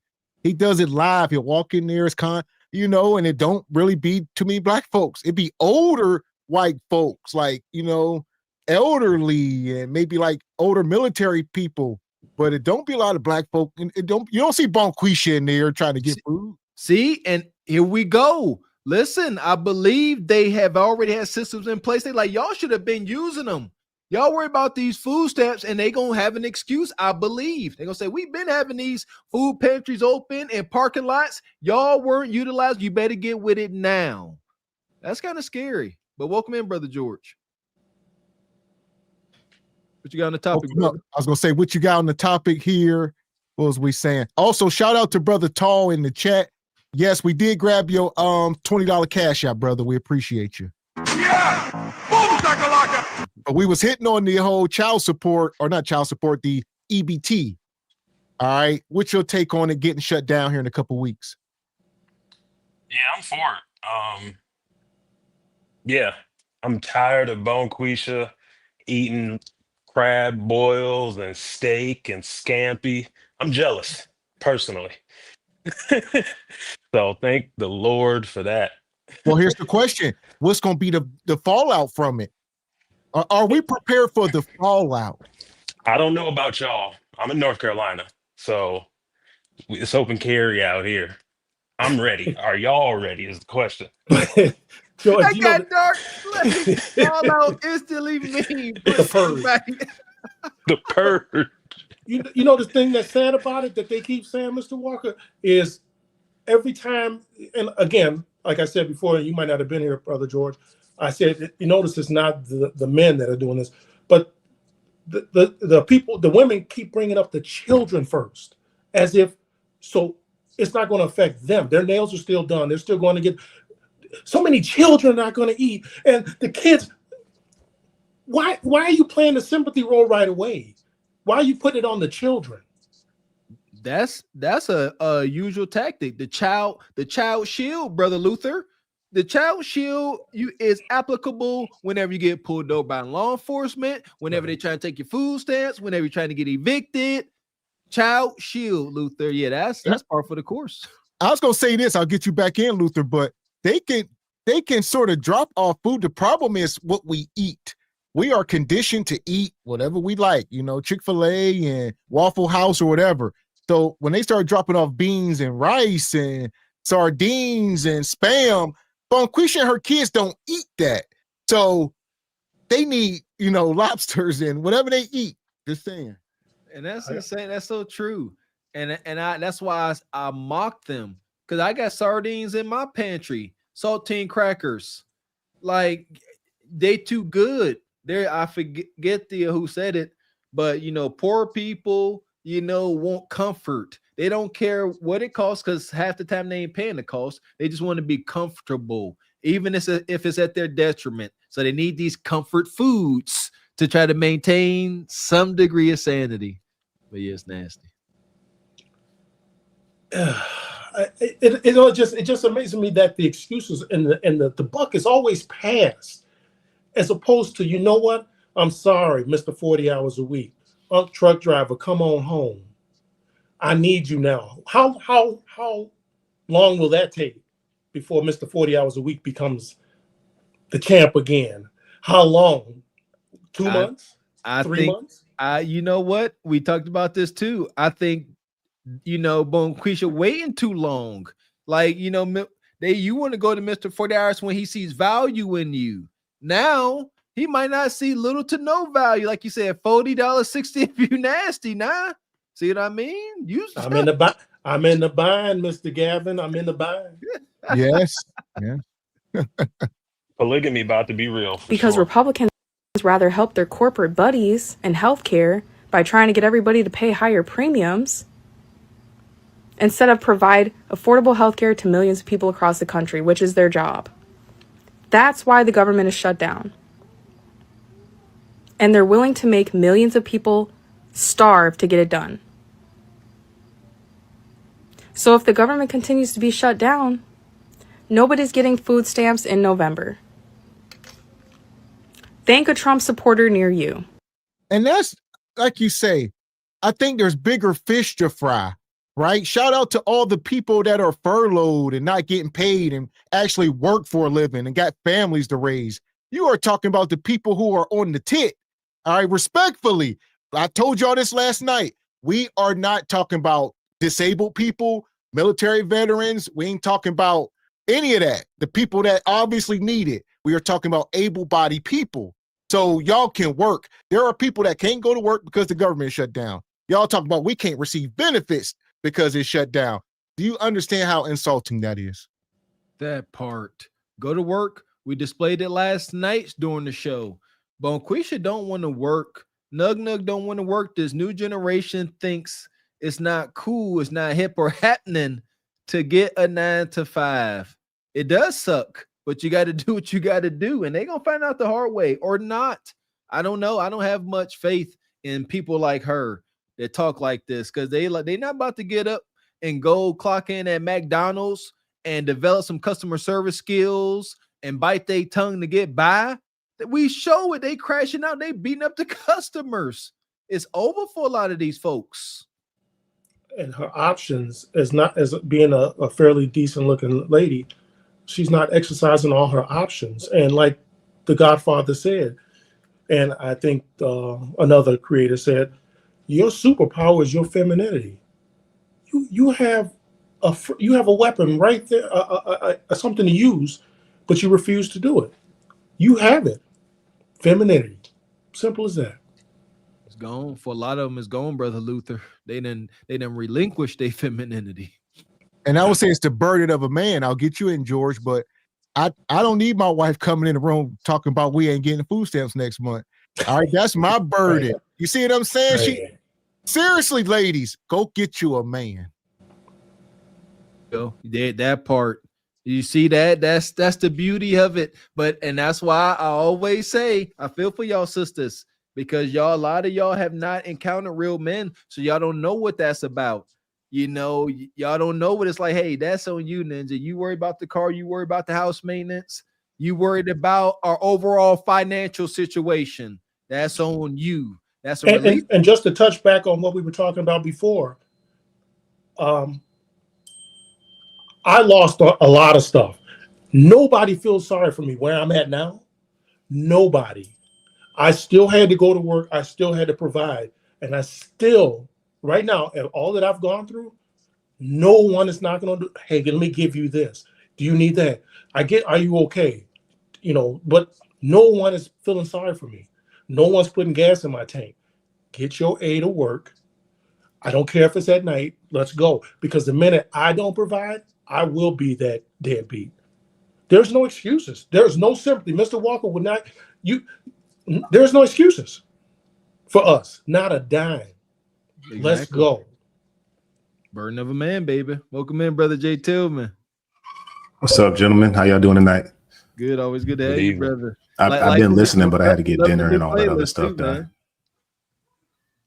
Man, I want to ask: Are we comfortable with the level of qualifications that people who get SNAP benefits meet? Like the base level of qualifications that people have to meet to get SNAP benefits. Are we all comfortable with that?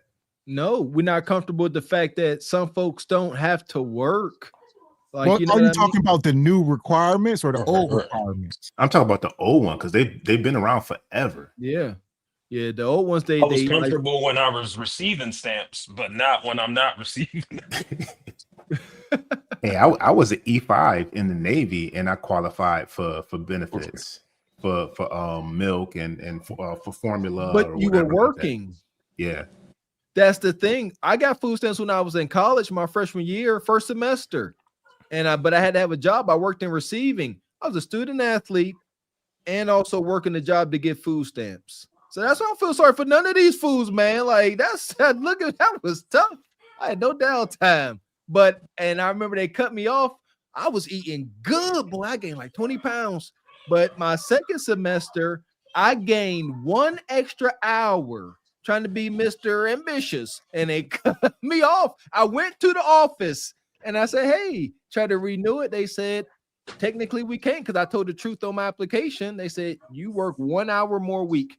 You are cut off.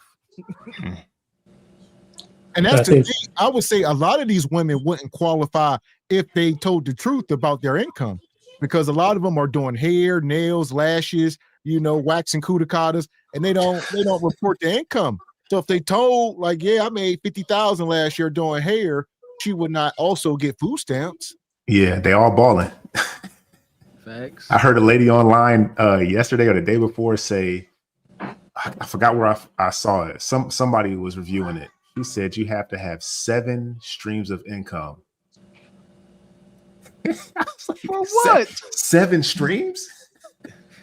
To what? To build Rome in a day? Like, you need to let that go, buddy. I was like, how do you even accumulate 7?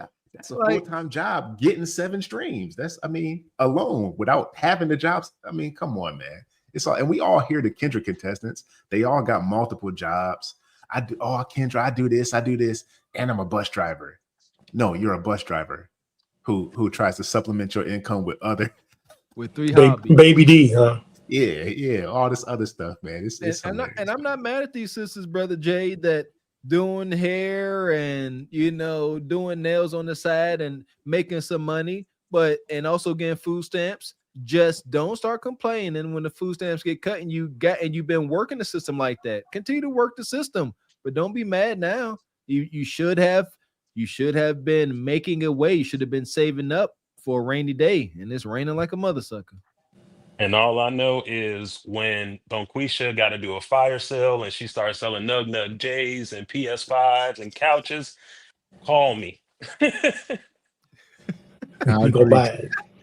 That's messed up. You go buy it.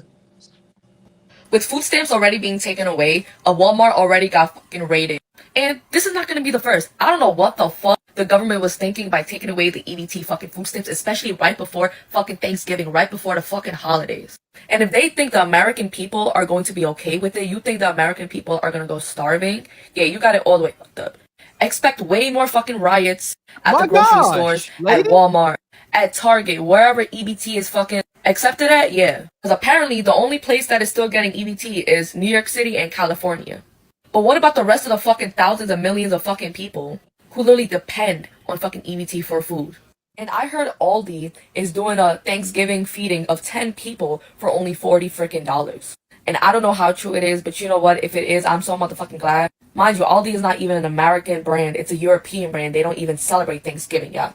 Our own government don't give people have no food during Christmas. Here we go. Y'all be knowing so much damn useless knowledge. Here we go. Aldi's not even American brand. You know, it's European. Another woman. Argentina just got $20 billion. Y'all know every damn thing except filling out an application. Go get a damn job. How in the hell do you know who the hell own Aldi and what's going on in Argentina? Bonquisha getting real political, baby. Oh, her antennas up. Y'all taking her food stamps. This is amazing. This is a case study. I've never seen so many. Oh my goodness, ignorant Bonquishas, and she ignorant. She dropped the F-bomb so frequently. That was unreal. She gonna get us demonetized, but that's crazy. What y'all brothers got?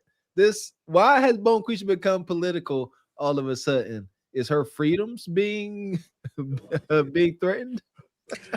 The Godfather said sign language, the need to be right. She can't be wrong for the decision she made, calling brothers dusty, giving shots to the passport bros. They talked so much ish this last few years that we lost the, and now, oh, wait a minute, it might come back to get me. The need to be right. They wrong. The need to be right seems to always prove them wrong. Like that. And it's going to be shame on the government, insult the brothers, put guilt trip on the government, and the need to be right. Shame, insult, guilt, and the need to be right. She's doing everything the Godfather said. It's just not directed at us. Now she's directing it at T-Money. Awesome. I love it. I think the most egregious part is to also they not even the need to brag about it as well is like, man, that's just taking it and just smush it in your face. Like, you can't even just shut up. You can't even do it on a low and shut up and go on about your business. You got to get on TikTok and all these social platforms and brag about it and video live record. I got this. Look at I got, like.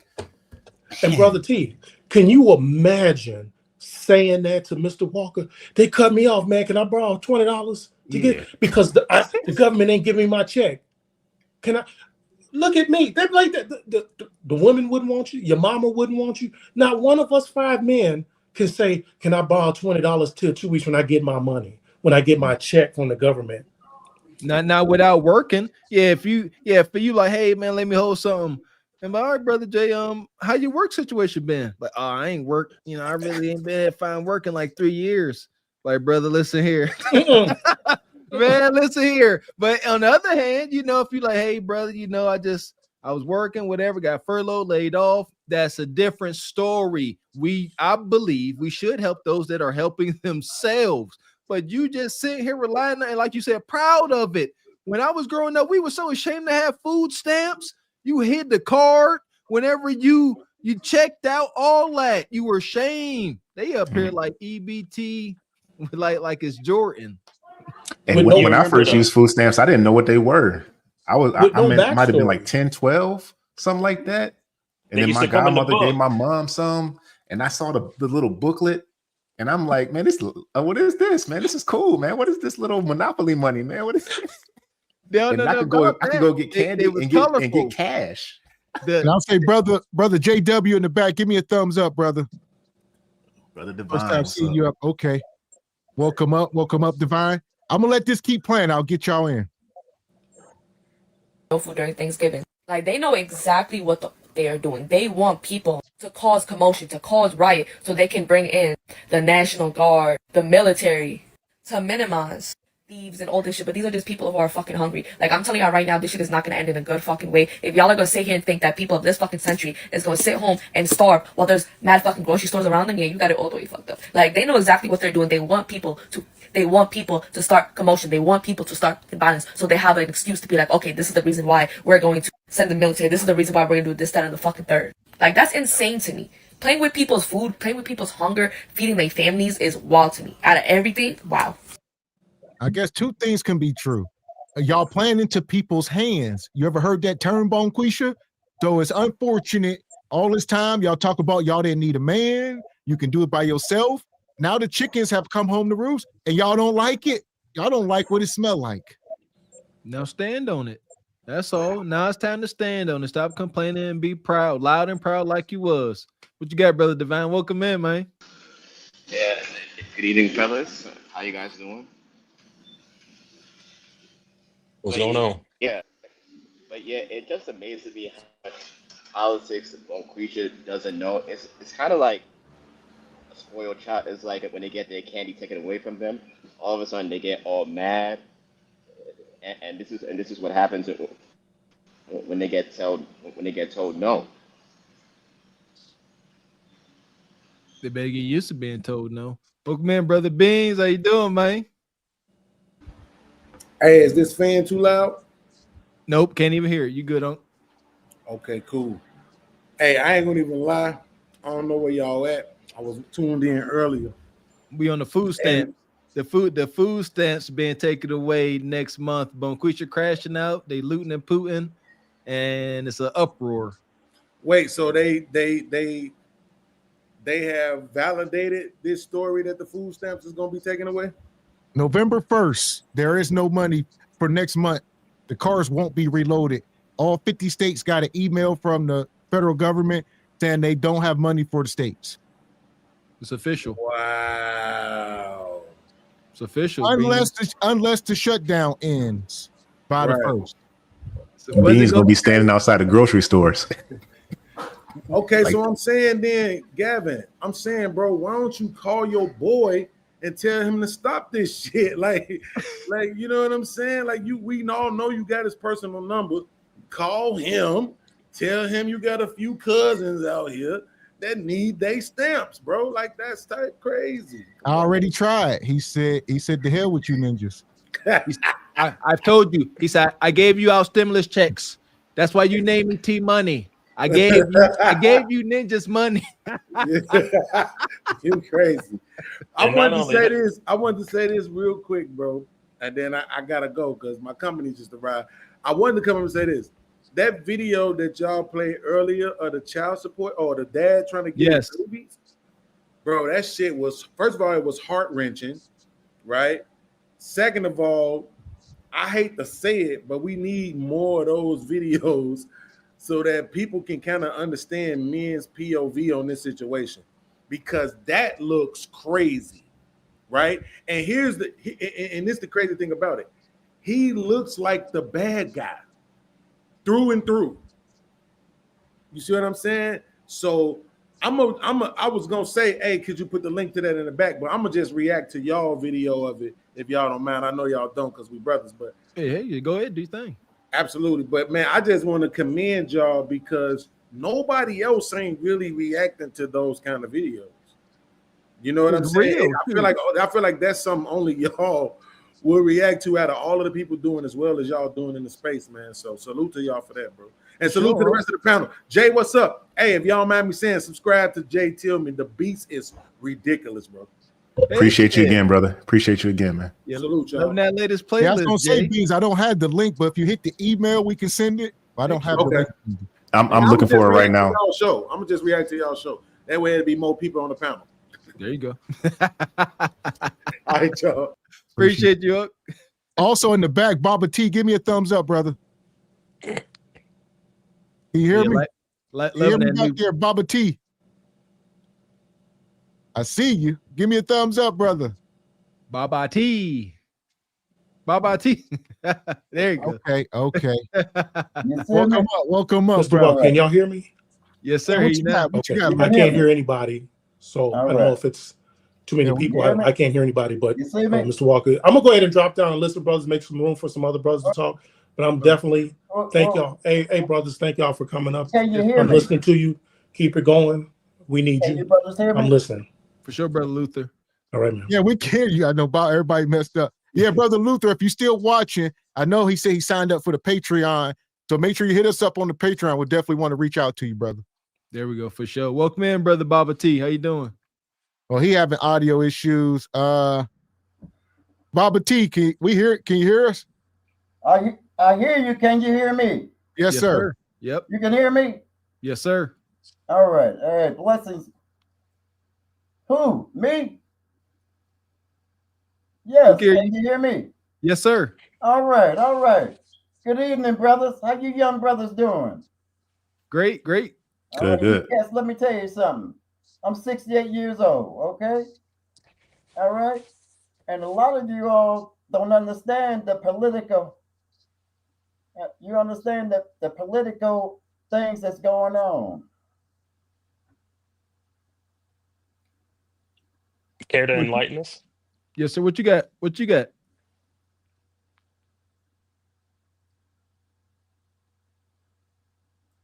What you got, Unc?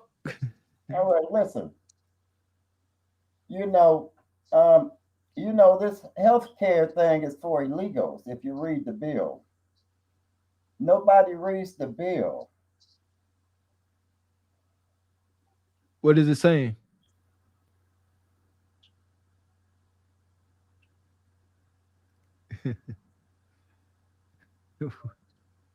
What's the bill saying, Unc? Well, the bill says that they're going to allow health care for illegals for emergency actions as well as for the students and the kids and everything. You know, I'm on a delayed.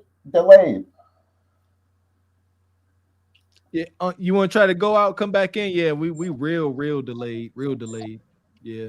Yeah, I'm gonna mute you. Let me grab these super chats. Appreciate your hard job. Says Hunger Games is about to be up, and Bonquisha gonna put their kids as tribute. I don't feel sorry for them. Let these YNs fight each other. Still have yet to see any Hunger Games, but I think I get the message. Man. Appreciate you. Tyrone, come through, becoming a YouTube member. Thank you, Tyrone. Appreciate you, Baba T. Hope you get your audio right. Says, what's the link to join? You hear it now. You might want to go out, come back in, Baba T. You real delayed, brother. That part. Appreciate you, Milton. Says Jay Tillman is 100% right.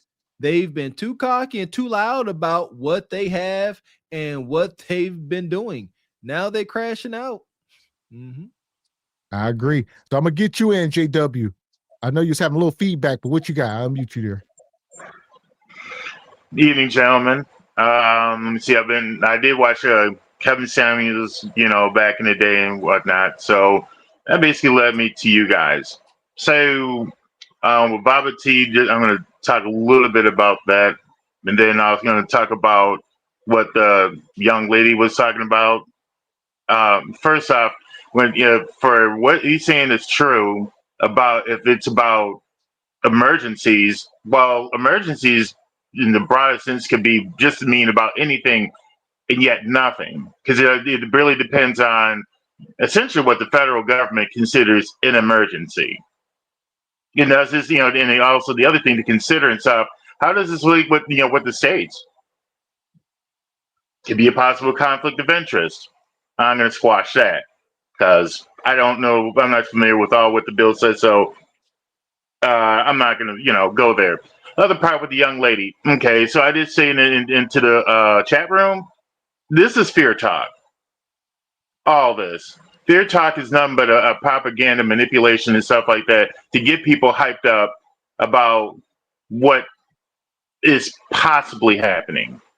The government is literally designed in such a way and stuff that in other words, it's sort of like the government is designed in such a way it's too big to fail. This is a way and stuff like that to be able to, on one hand, potentially another way to be able to pick a fight, because we dealt with this before. America is still here. See what I'm saying? So what's going to be any different now? Go ahead. I think, like you said, we definitely dealt with shutdowns and stuff like that. This is the difference, I believe, brother JW, is that I don't believe that we have ever had such a coddled and entitled human roaming the earth than right now. Like, so you take away from these adult toddlers that are known and prone to throw temper tantrums and act irrational. I think that's the only difference, is the caliber humans that are going through it, brother. But go ahead. Yeah, that's true. But the thing is, I also know that when it comes down to, let me see, at the end of the day and stuff, I think ultimately they're just simply tripping just because of the fact that they just don't have the kind of tools to be able to deal with these kind of changes. But mankind knows how to survive. Period. The only thing that can survive even probably better than us is cockroaches. You know how cockroaches have been around probably at least 100 million years. If freaking cockroaches is going to be able to survive, I think we can do okay. We Cockroach just have is to. bad, We just have, huh? Cockroach is bad. Can't they like survive the void of space or something? They wow. Nuclear. Nope. They always Out survive in it. space, out in space is 300 degrees Fahrenheit. Anything out there that's living is going to freeze. Like it's going to be like day after tomorrow. Freaking just freeze like a block of ice instantly, pretty much. And actually, it's worse than that. Actually, what ends up happening is we actually ends up you'll freeze and probably explode. Yeah, okay. I won't go down a rabbit hole, but yeah, that's so what are you saying? So we've been going through these hardships before. You really don't think you don't foresee any doom and gloom because you said it's like kind of like fear mongering going on. Yeah, it's sort of like things are in transition. So when things transition, for those people who are not prepared, guess what's going to happen? They're gonna feel it faster. Those people who have prepared, man, they're gonna be on a couch. They're gonna be on a cot, chilling with their favorite drink and meal. See, here's what I'll say. I'm gonna mute you up. But two things is true. I think the people should not be sitting on the cot chilling because it's gonna be unrest. You need to be peeking out the blinds like Malcolm was, holding your rifle at all times, staying frosty. All right, because if you got people gonna want what you got. One thing, any animal or creature get hungry, back against the wall, things happen. That's true. Yeah, that's my concern. Like Mr. X said, the fallout. So we can sit here and say, "Oh, I'm good. My family's good," but I don't think that's a good position to take, especially if you are not removed from the concentration of madness. And I don't know about y'all, but I ain't. Yeah, it's right around me, so I ain't too far away. I live up on a mountain, one way in, one way out. Hey Jay, Mr. we Walker, coming I there would say when all craziness break out.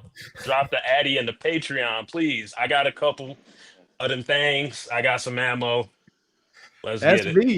I'll let you in because I I'm just moved back to the resourceful. States. I ain't got none, so I'll let you come on through. Ooh, that's bargaining, George. Hey, my house backs onto a forest, man, and it's one way in and one way out, man. So yeah, we got if tools. you like and squirrel, all I got a that. whole bunch of squirrels and deer, squirrels, turkey. And as far as the food stamps go, I think we need to start realizing that we're just a pawn in this game of government and businesses. It's no longer government against the people, it's government against the businesses.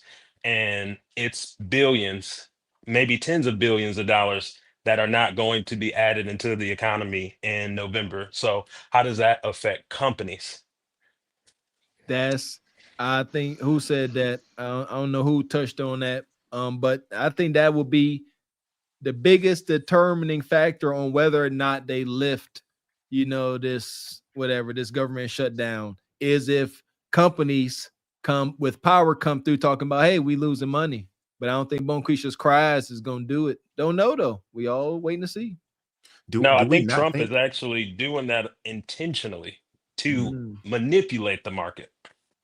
Yes, that he does. Yeah. Oh, I won't say think you for sure right on, George. Everything that brother do is he manipulating things to move in his favor. Every time, any move and every move. Do we not think these companies is getting something on the backside of all this? Exactly.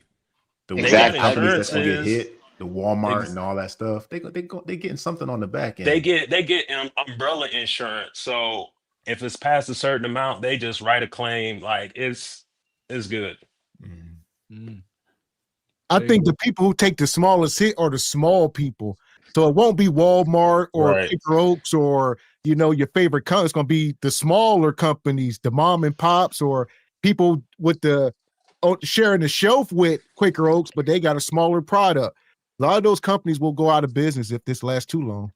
There you go. Kind of like what happened with Cooties 19. Hated to see that, man. So many mom and pop small places had to shut down. They just couldn't keep up. But back, with the whole PPP thing, at least they could shut down and kind of restructure or something. But now, don't know. Are they gonna offer some kind of bailout? Hex no. I think that's done. Like I said, when they restructuring things, they are repositioning power. It's definitely kind of a scary time, man. It's uncertain times. Also, Mr. Walker is like when Cooties 19 happened, and they got the money, they were spending it on the wrong stuff. They were spending it on doing hookah, traveling, spending money on some foolishness that did not matter. And now, now, like Cooties 19 is gone, and it's like they're still in the same predicament. It's like they didn't change their circumstances. And they still should remains the have. same. You're right, and it was supposed to. Shoot, I don't know about y'all, but in our hometown, they put out a list in the newspaper of folks that took out fraudulent PPP loans. Man, that was What's the internet? No, it's an internet website. So yes, nationwide. Yes, you can literally type in zip codes, and that ain't a local thing. That's a national thing. And that's a man didn't know it was national. And you can sit there and look and see your neighbor. Like I had to sit there and you look up like, oh, dude, I went to school with. He called himself a sports agent, got $28,000. Some folks double dipped. Some folks get double. They got 2 loans, and they really think nothing's gonna happen. It's a lot that's going to come down the pike. That whole PPP loan never really got sorted out. I'm afraid for some folks. I ain't got no PPP. Yeah, I work with this. Oh, go ahead, George. I was gonna say I work with this one guy. He told me he hit the PPP loan, and then got and stole my headphones. So I'm debating on whether to call the boys. Like, hey, come get them. They wasn't my headphones. They was my wife's headphones at that. So I'm still itching. Like, I think I'm about to push this button. Call lights on them. And I'm gonna try to unmute you here, Baba T. Where you at? I'll get you in. I'll get Brother JW after that. What you got?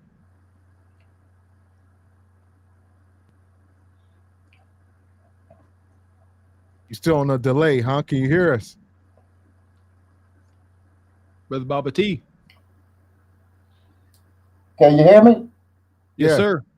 All right, man, it's about time. Yes, I can. Go ahead. The floor is yours. Man, I'm listening. Yes, sir, I can. Yes, sir. A lot of you all don't realize this thing has been in the working for a long time.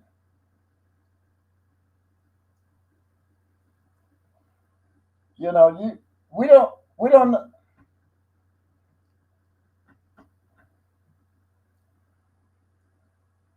This didn't just start.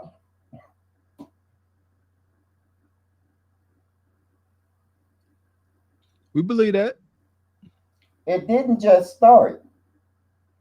It's the feminist movement. It's understood.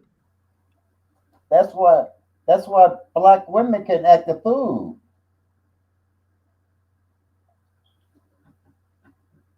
Understood, OG. Think you still delayed, brother. got these 2-hour pauses, but yeah, that's my whole point. That this isn't new, understood. However, like what's your overall point? I don't know, man.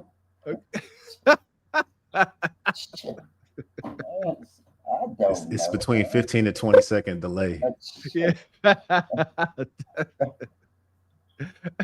Think you still pretty delayed, OG, but yeah, definitely wanted to get your point, it's nothing new. Acknowledge that, feminism. Okay, y'all work with me on this 15, 20 second delay, and I'm gonna break it down for you. Okay. Okay. Work with me on this 20-second delay. Okay, I'm gonna break it down. Just chill out, brothers, chill out. Okay. A lot of you all don't understand. you don't understand the political avenues of the Democratic Party.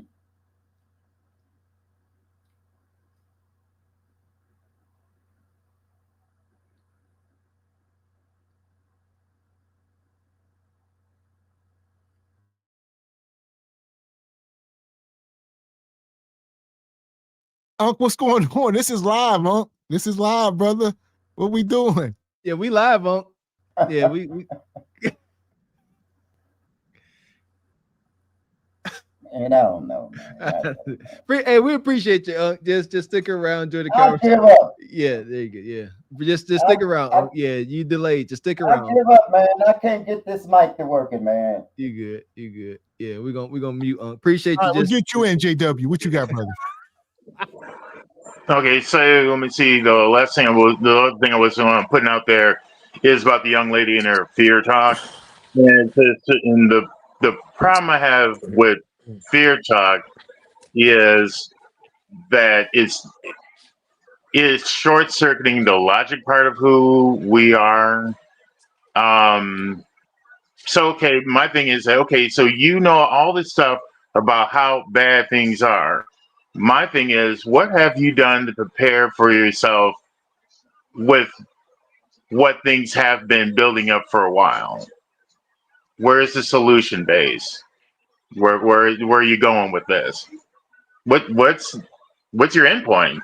Because if we do keep doing fear, then the only thing it is it's just hyping up people for something that is emerging. But what are you doing to be able to prepare for what you think is to be to come?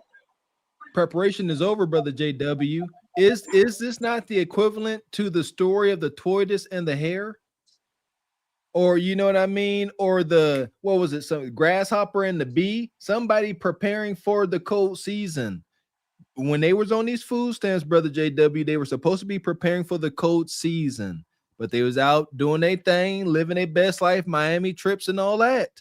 This is what's the concern and the anxiety I believe that KS had. We trying to warn them before we got here. There is no corrective course now. Shout out to Baba T. This been in the making, and now we are here. There is no corrective action if they have already been doing nothing. JW can't save them all. There will be casualties, brother.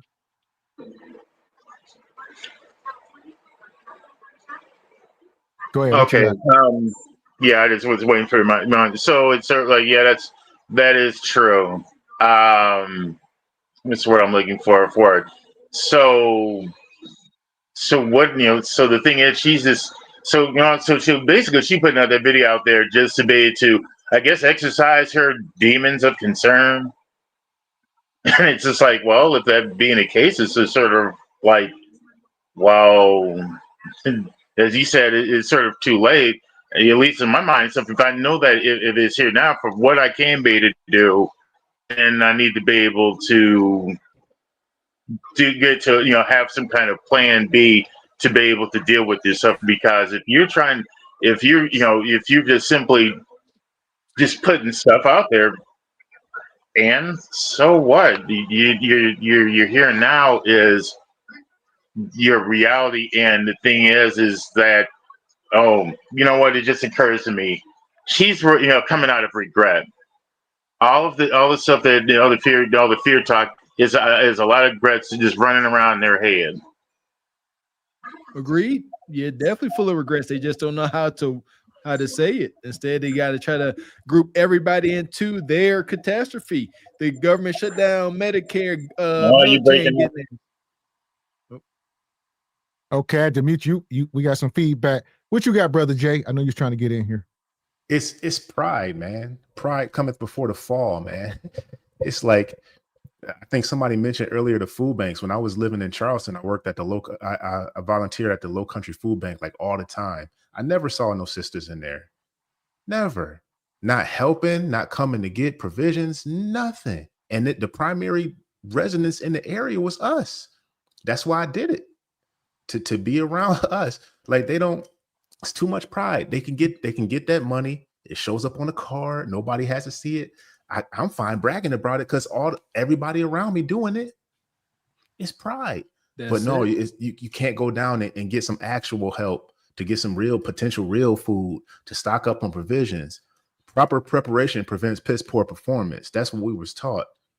And they don't do it. They live in, and I can't even say paycheck to paycheck because they're not getting a paycheck. and I also want to say for the future watchers of this is not all us either. The main recipients of food stamps is not us. So we're talking about this within our community, amongst our community, just so everybody else knows that we're not talking about this as if this was an isolated situation only amongst us. I just want to set that straight.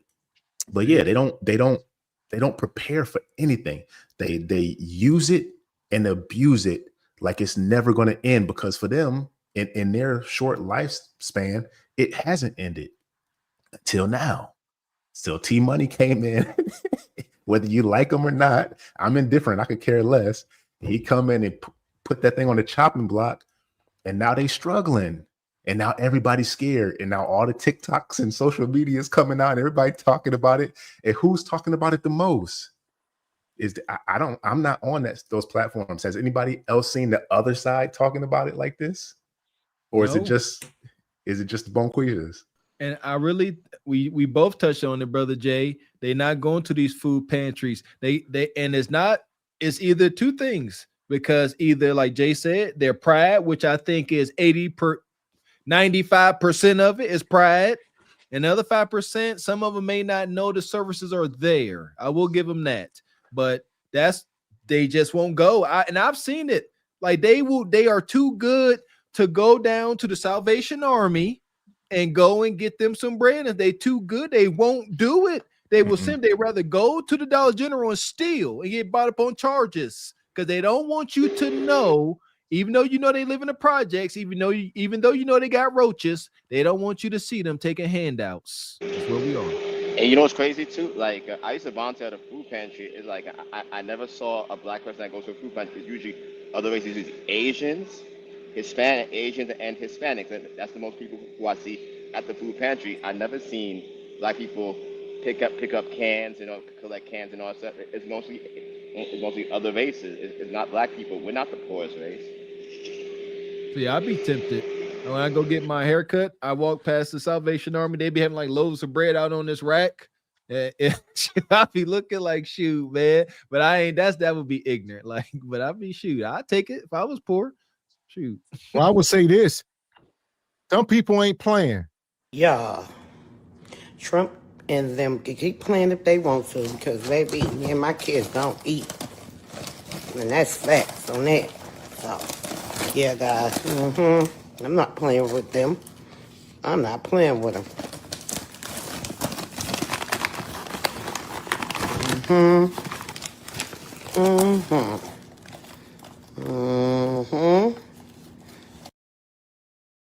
So Bonquisha claimed that she went to the store and filled her backpack up. So she giving tutorials on, all right, you ain't got to just walk out with the buggy. Go into the store with a book bag. So now they're going to say no book bags allowed in the store. I mean, where we at? And then they're going to say, well, just wear a trench coat. This is vile. Like, why they keep snitching on themselves? Like, this ain't never been part of the game. I grew up amongst the crooks and the criminals, the gypsies and the warlocks. You don't come here and show the world your spoils. You don't speak of it. Speak not of it. Well, Quich says, speak about it. 4K. I be stealing, ninja. I wonder what Ray Charles thinks about her wrists. She chunky. Is that shrimp? For sure, Divine. Shrimp, steaks, steakums. Bonquisha go make sure she got her a surf and turf one day out the week. Like, come on, stop. This is Bonquisha took her daughter's book bag or her granddaughter's book bag. She went and stole the most exquisite meats that you could get from Wally World. Shrimp and steak. Look at that. Like, she didn't go get chicken nuggets, milk, eggs, bread. She said steak and shrimps, please. And that steak and shrimp, that's for her. She got the children the banquet TV dinner. That's a fact. Yes, yeah, know that. Yeah, them babies won't touch nan, scrimp, nor a piece of steak tip. and that's why and that's why when Bonkushu always have like six or seven kids, they don't love their kids. They love the money. They love the taxes that they get back for having those kids. I used to listen here. I can't stress enough. I done been with my mom and them going to the grocery store boosting. And I done live this like they be stealing everything. I remember when I was little, they put us in the cart. I wasn't never that too little. Wow. They put you in the big part of the cart and they start shoving meat and stuff up under you.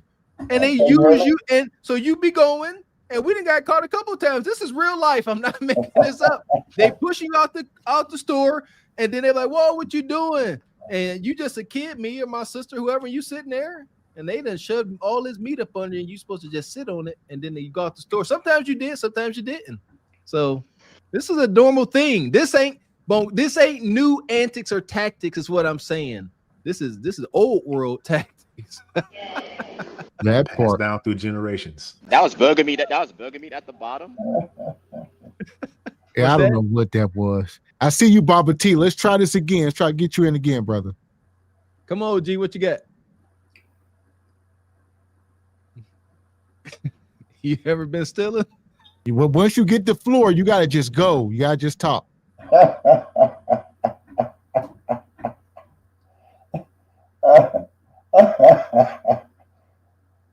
Can you hear me? All right. Am I on sound delay? Okay. All right. All right. Listen, man. Listen. This thing been happening since '67. You understand me? Huh? You talking about the president and all this? It ain't even about that, man. It's about our survival.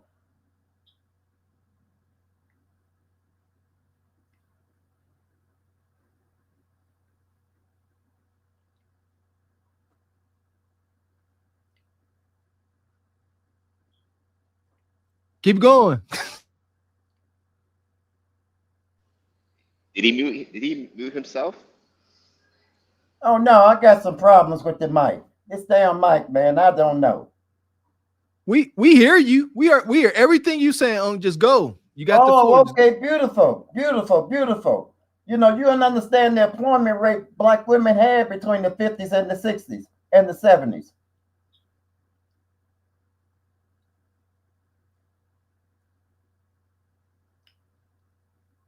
Okay, beautiful, beautiful. Listen, if you all know,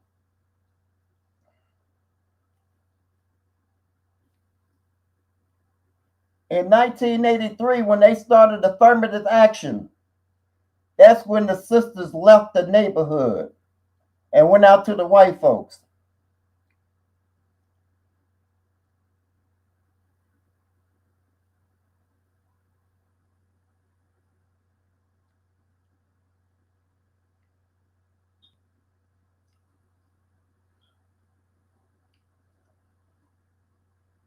That's why you kept seeing all these little kids getting their butt whipped by these white folks out here. So that took the whole background of sisters. Now the brothers, they threw the crack cocaine in our neighborhoods. That's facts. A product of it for sure. Right on.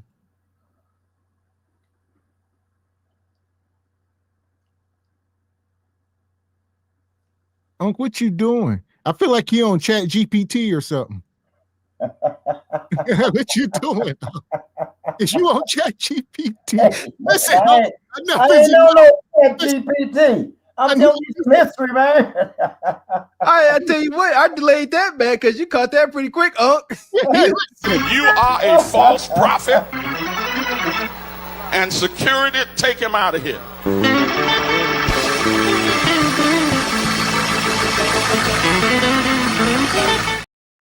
What you doing? Who else did we have up here with those suspenseful pauses? Who was it, Jay? Somebody should come up here. I think Leon. Yeah. Listen, much respect and love to the old folks, man. We learn from y'all. For sure, for sure. Y'all got those suspenseful pauses, boy. There we go. Him and Leon to put all of us in the grave. Baba T and Leon together. There you go. That need to be a show. Baba T, Mr. Wilson, Leon King. We just gonna put 3 of y'all up here. Everybody let just come y'all on. give us y'all elderly wisdom and just let y'all go. Ooh, that'd be grand. The 3 old They gonna argue stooges. more than The 3 old stooges. I was about to say it'll be a fight before the hat drops, but Mr. Wilson gonna share everybody up. Do you know Jesus Christ? Do you know Jesus? What you got? The I'm Lord. gonna unmute you one more time. Or you might mute yourself. I see you say you don't do religion. Okay. Welcome in, Postman. See you in the chat, brother. Postman. We're gonna go around, start getting final thoughts here. I will get you in. What you got, brother? No, man, I wanted to say as far as old girl right here with the book bag tutorial, I don't know when the generation came about when we start to snitch on ourselves. Like they whole little culture is no snitching. And the epitome of those things is when I was a kid, what went on in the house stayed in the house for a reason. And now we making public broadcasts of all the wrong things to do. And when she get caught, holy hell is gonna be broke. Like everybody did her wrong. But you basically getting them, they gonna VPN you and find out exactly where you stay at, dummy. Phones and all. But I don't know what era it came about where we started to make the proclamation that we wanted to tell on ourselves, you know, as far as like goofy things. Why are you indicting yourself for any reason whatsoever? And when she taken, they gonna trump all that up to a felony or whatever because you ain't taking cheap stuff. So once you get to a certain threshold, it ain't just a misdemeanor no more, just for some scrimp. But I digress. It's Cloud Brother Postman. Like it's crazy because like when I ask the same questions, but when I hear you ask it, I can come up with an answer. Clout. Like what else can it makes no other logical sense. But this shout out to Cardi B. Can't remember I say that, but they'll do anything for clout. And it's proven. They just want notoriety. Y'all see me on the internet? Y'all see what I did? They go out amongst a wild community and they are local celebrities, at least for 24 hours. It's just clout. What you got, brother JW? We'll get you in, you know, get your final thoughts here on tonight's show. We talking about child support, parental alienation, EBT madness. You know, we down bad. So to piggyback on what this brother, said, good evening, brother. Yeah, cloud is very real. It's sort of like, it reminds me of like, criminal-minded behavior. I used to work in a halfway house, before. So you got a 24-hour literally, of seeing people being manipulative, lying to you all the time. They lying because you're breathing. It's like, oh, Mr. So-and-so, you're going off on your path to be to go to so-and-so. But then you hear a car in the background. Well, yeah, I'm there. No, you're not. You ain't there. Because if you're in a house, how the heck I hear a car in the background? You're lying. And it's the same. And so I think one of the things that the internet has given them permission to be able to advertise because they believe that they ain't going to never get caught. Well, if you get a prior, you're probably going to get caught. More people get caught because you run your mouth and you get priors. And the thing is, and then the other part with the cloud part, they get instant feedback. The internet allows for instant feedback because other than that, before the internet, it was just simply running your mouth in the neighborhood. Now I get to have advertised for the whole world. So you now have thousands, literally, that potentially millions of people that give you the thumbs up because they probably doing the same thing. So it keeps going back and forth, back and forth, back and forth. So the more people they give them the thumbs up, likes, whatever, TikTok, whatever, that approval, they'll keep doing it. Because see, if there was any kind of accountability, shame, or anything like that, those videos, those likes, all that would disappear. If because in fact, actually, the government is trying to be able to hook it up, to be able to sniff out people doing criminal activity and stuff. Or no, wait a minute, for the the ICE stuff, picking up people for immigration and whatnot. They're trying to do that, and they're trying to look for any person doing criminal-minded behavior and stuff on the internet. They're looking for people. They're literally developing probably a department for this, for people to be online 24/7 to look for criminal behavior. I've been saying that. Okay, and you can confirm that because that's I've been Yes, saying. you I've can. been saying that. Yeah, Drop the this is application something link. that you can do. This is something that you can be to look. You can Google. You can be to easily find Washington Post, New USA Today. It's on the major news wires. Absolutely.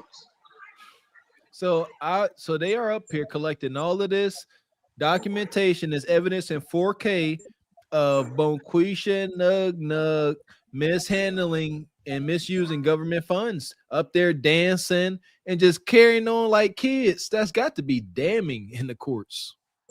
So absolutely. Let me speak. Go ahead, brother Postman. What you got?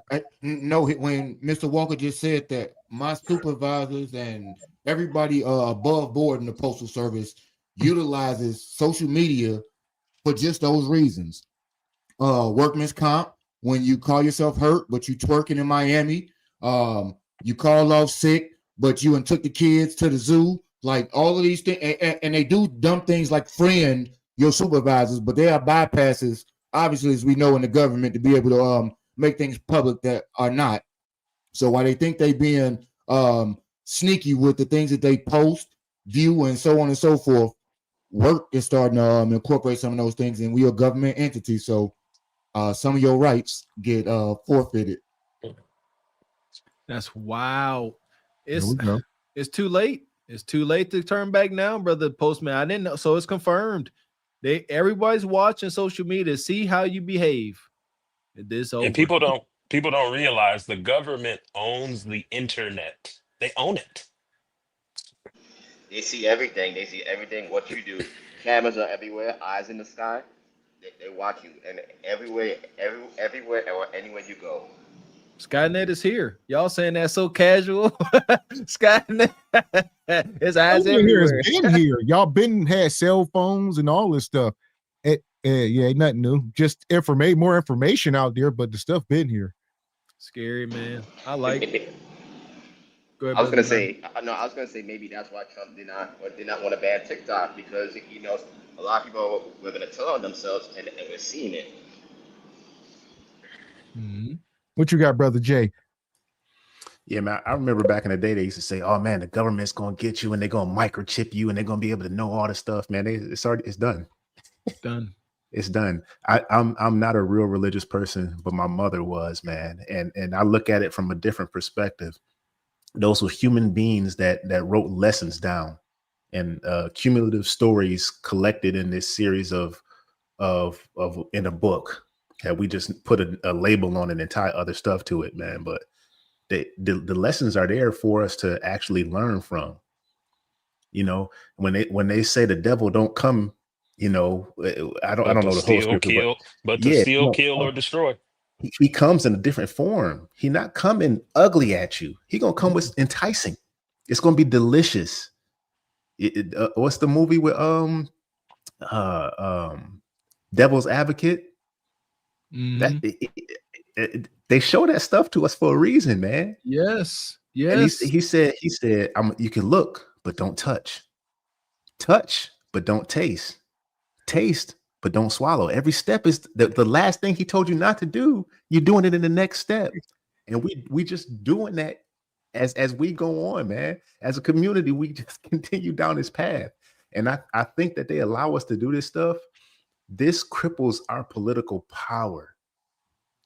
They know the influence that our money has on society. Billions of dollars in revenue we spend annually.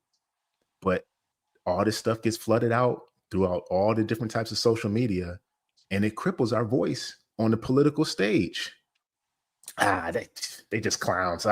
Just all we got to do is go tell them to vote every 4 years, and then after that, where they at now? Where the Democrats at now talking to us? We're Barack. We're Hillary. We're Kamala. We're any of them, right? I'm not Democrat or Republican. I could care less. I vote for issues. I'm just saying when the people that vote, where they at now, y'all? What they doing? HQ, if you're watching later, where are your people? Martha's love Vineyard. you, HQ. Where they at? And Martha's Vineyard. We're crippling ourselves because we as a community are allowing this stuff to get out there and these people to act this way and perpetuate our image this way. And it's allowing them to look at us like we can wipe them off. Let's get the next ones in. Let's cart the next ones in, buy the millions, push them in. What neighborhoods are they going into? They like you said, Mr. Walker, are they any immigrants going to Martha's Vineyard? Nope. No, they're not. They're going in our neighborhoods. They're around me. We look like us. They're going in our neighborhoods. They're all around. That's my thoughts on it. All this stuff is a joke. All of it's a joke, man. We have power, but we're not going. I don't know if we'll ever utilize it in our lifetime. There you go. That in our lifetime, and that's a tough pill to swallow, right? Like to some degree, we all want our gratification. We want to see the light at the end of the tunnel. But is that something we have to accept? Some of us, middle-aged or older men, we may not see it. We may just go out fighting and hoping that our kids and grandkids could turn things around. And that's where I'm at. Appreciate you, Uncle Tall, coming through. Says, if it goes down and it don't affect you, don't take your stupid ass outside looking for a Black Friday deal. Message. Appreciate you, Sean Miller. Says, when OG talk, he wait for a crowd of applause. Appreciate you, Sean. Says, when melanated men was on top, it was no snitching and it was honored. But with melanated women, they don't have no accountability anyway, so they giving up the game just for likes. There you go. Appreciate you, Didi. Standing on business. Says, and that's probably why the ban on TikTok never happened. Waiting for idiots to snitch on themselves. Wow. Exactly. Now they will shadow ban some of the stuff that's on there. They don't want too much information getting out, but they're gonna keep the debauchery up. They're just gonna take the helpful information and all the conspiracy stuff. Can't let y'all see that, but you want to see ignorance? We got plenty of it. Too much data to harvest. But nonetheless, what you got, Brother George? Oh yeah, I wanted to touch on what Jay and Mr. Walker was talking about real quick. I think we really got to stop looking at the community and just worry about our four walls. Like, I'm starting to accept that you guys are my community. Like, this is my community. That's the old me. And we got to just leave the past in the past, as far as that goes. And as far as Bonquisha go, the government said, look, I'm tired of taking care of you women. Y'all black men don't even want to deal with you. I don't want to deal with you. I'm cutting you off. And that's what T Daddy Dollars did. He said, T Daddy Dollars, he grabbed him by the whatever. He said, you know what? Y'all don't contribute to nothing. We not married. Oh, you got to go. You got to go. And that's what's happening right now. That's it. You just sound like my father-in-law, man. Yeah, can't save them all. Find your village, find your circle. And it's unfortunate. It sounds kind of selfish, but it's really not. Now, I can't remember the Bible verse, but it states that if you try to give wisdom to someone that rejects it, you will be hurt. Trying to give wisdom to someone that rejects it. The best thing we can do is try to spread wisdom amongst one another. I can't sit here and give Jay Tillman constructive criticism and he say, oh, F you, ninja. I ain't trying to hear that.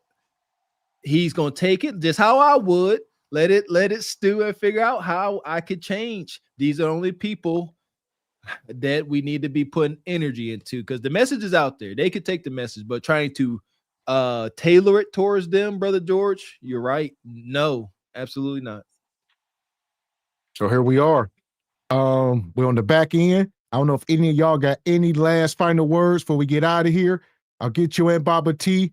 I'm going to unmute you, brother. Just go. Tell us what you got. You ain't got pause or nothing. We hear you. There you go. Or you gotta unmute yourself. You gotta unmute yourself.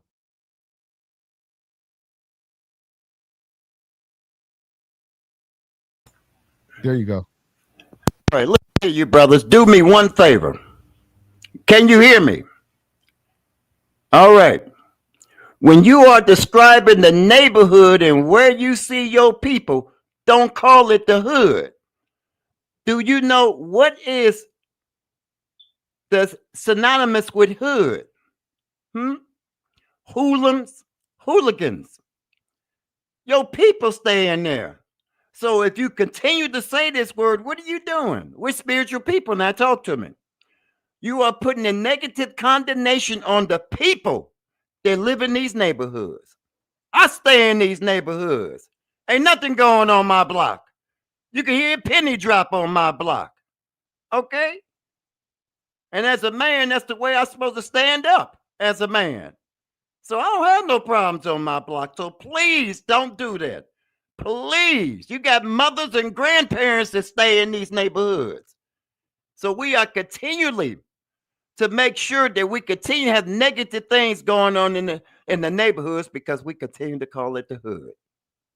Hooligans and hoodlums. All right? Remember that. Amen, OG. I agree 100%. Yes. And yeah, please excuse me if I did refer to it as the hood neighborhood. I agree. Same thing with the N-word. I feel the same way. Don't refer to it as the hood. You know. Well, here's my take. I feel what you're saying. You were saying about how the grandmas and the moms live there. That's the biggest problem. Where are the men? That's why it's called the hood, because it's short for neighborhood. It's just the hood. It's the people that live there make it what it is. It's You the say moms. neighborhood. Let me say this, Baba T. It's the single moms and the grandmas that's raising the boys and girls that turn it into the hood. So it's not their unfortunate. fault. It's What we our want to call fault. it? Why would we? You said you don't hear any bullets on your street. You clearly That's don't right. live in the hood. I do. Yes, I do. I have Not a if it's bang. quiet. Listen. Absolutely not. The last time I checked, the hood is where the violence goes on and the police are in and out. Yeah, hood. Yeah. Yeah, it's like we don't not want to call it something it is. Like the whole baby mama, Right. baby daddy. You can't don't call somebody a baby mama. It's derogatory. Don't not have do kids that. outside of wedlock. You know. Hey, we are spiritual people. Spiritual. Okay? We don't deal with these. I don't know if any of y'all got any last words before we get out of here. I'll get you in, Baba. You're going in and out. You're going in and out, old school. Tell us what you got. Oh, I'm cool. Go ahead. Are you playing us on the computer as well? You got to turn everything off. You got to turn it all off. I did. I heard you come through his mic. Yeah. That sounds like something Bonquisha said. Oh no, you got to use softer words. Like, I'm done with the soft words. We got to call it what it is. Yeah. Yeah, I agree with that. Yeah, if it is what it is, then for sure. Yeah. I tried to agree with you, OG. I can hear what he's saying. I respect it. I receive it. And we're not There we saying go. you are hood. Well, no, I We're think not it's just calling the anecdotal. person. It's his anecdotal experience. Right. It could be respected, but the violence is what it is. Shout out to your OGs. y'all pretty set in your ways. I can respect it. We all gonna get set in our ways. That's why I'm gonna get me some land and get my little homestead. I ain't gotta be bothered with nobody. That's gonna be out fishing, minding my daggone business, raising my babies. Yep, I'm gonna get stuck in my ways too. Oh, you still muted. But nonetheless, like you said, if anybody got a quick final word, we getting out of here. If you got 30 seconds, you want to say something? I ain't got nothing to say. I'll say Holy hell. Then he come back in. Shit. I'll say something real quick. I'm finished, man. Shit. I'm tired of this shit. Shit. We love you. Throw this shit away, man. Shit, Now we can hear you, right? Now you should have unplugged the headphones from the beginning. Oh, you can hear me? Yeah. Take them headphones out. Huh? Oh, kiss my behind. Oh, man. TMU Oh, my headphones. Them Lord. TMU headphones. Throw them TMU Listen. headphones. Oh, you got them daggone headphones from Ollie's. I sure did. I sure did. I think they were $5. A boom shakalaka was there. Boom shakalaka. But listen, man, listen. I do stay in the neighborhood which you all refer to as a hood. I do have abandoned houses on my block. I did have a situation with some gangs that were, well, I don't call them gangs, just little hoodlums. They don't know nothing about gangs, okay? All right. And you know what I did? Okay. The first time they was all on my basketball court. I said, get off my court. What you gonna do? I said, stay right there. I came out, they ran away. All right. Came out with what? What you come out with? They had the whole neighborhood on lockdown. I went out there and I told them, I said, listen here, young brothers, I love you. We want the best. I want the best for you. But if I catch you doing some stuff, I'm gonna call the police. And I'm gonna stand right out there with the police. You understand me? I showed them cats what the red, black, and green flag means. Where did it come from? What's the spiritual signification to that land, to that flag, man? And listen, I ain't had no problems. They were all gone. You understand me? When I see the Most High is covering me, man. Y'all playing with this religion crap. We hear you, Unc. We hear you. We respect you. They playing out here. Unc, there ain't enough. There ain't enough men like you, Unc. It ain't enough. And that's what I say it's our fault. These kids Uncle live in the neighborhood. These kids, all they're looking for is love and guidance. That's facts. And I tell these young dudes, I love you. Anytime you want to talk to me, come on over. I had them doing work on my property so I could talk to them. They say, listen here, Mr. T, how you doing? Every time they see me. Okay? You understand me, man? Amen. You all ain't been the stripes I've been through. I come through the 60s, man. I come through the military with the KKK on that sucker. We running out beating they behinds. That's where I come through, man. Amen. You guys don't get that. Respect. So hell no, I fight for this country. This is our fucking land. We are indigenous people to this land. Amen. Historians have proven that. Amen. We're the ones that lied about it. So hey, I don't know what to tell y'all, man. You right on. I can go with my experiences. Because it's not anecdotal, my brother. Shout out to all the elders. All right, y'all been able to live through some experiences, and y'all got the memories. It's unfortunate a lot of people today don't know what it looked like back then. That's all we got. All right. No, the elderly don't tell them the folks what's going on. True. You know, these young folks ain't gonna get themselves together unless the older people get themselves together. What they look at coming out of these churches? It's too late. It's too late, It's too late. It's a bunch of zest in the churches now from oh, what no, I've seen today. It's never too late. It's never too late, man. You know, powerful men will stand up and stop them churches. They'll march on them churches every day. Tell you what your program you working on. That's what we do, man. That's what we fought for. What's wrong with y'all? Uncle, like I said, wherever the work need to be done, let me know. Because I'm not about talking about it. Let's put in the work then. So when we pulling up. Malcolm said, we cannot be scared of our people.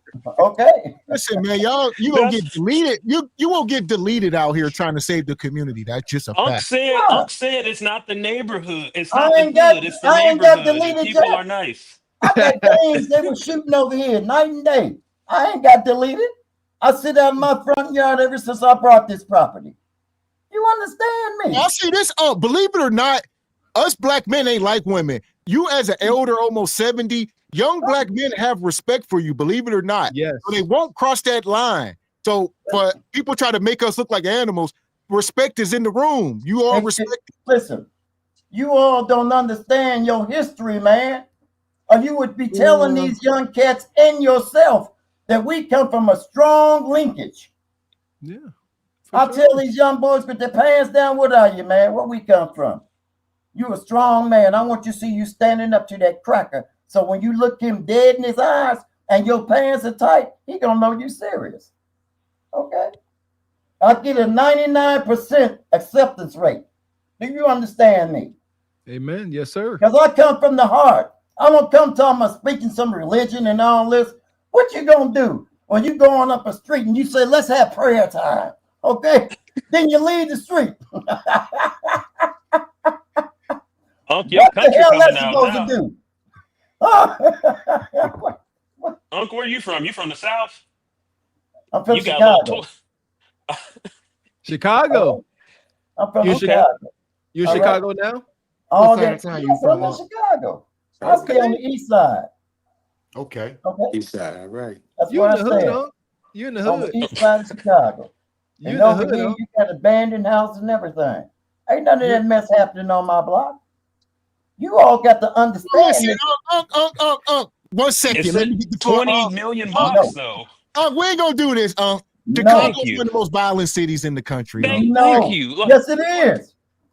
And I ain't never had no problem. Granted, Two things can be true, as Gavin said. hold on. Granted, I believe you, but I could turn on the news every day and there's a body, many bodies. So we can't just say, oh, I ain't dead. It didn't happen to me. That's what Bonquisha do. Bonquisha only see it from her lens. So as long as it don't affect her, then it's not actually happening around. Like, what you talking about? What is he showing? Okay, but why do you need that though? You only need that for the environment you in. I need that wherever, I don't have one. I need that wherever I'm going. It don't I matter can leave what my doors environment unlocked I'm at in. night.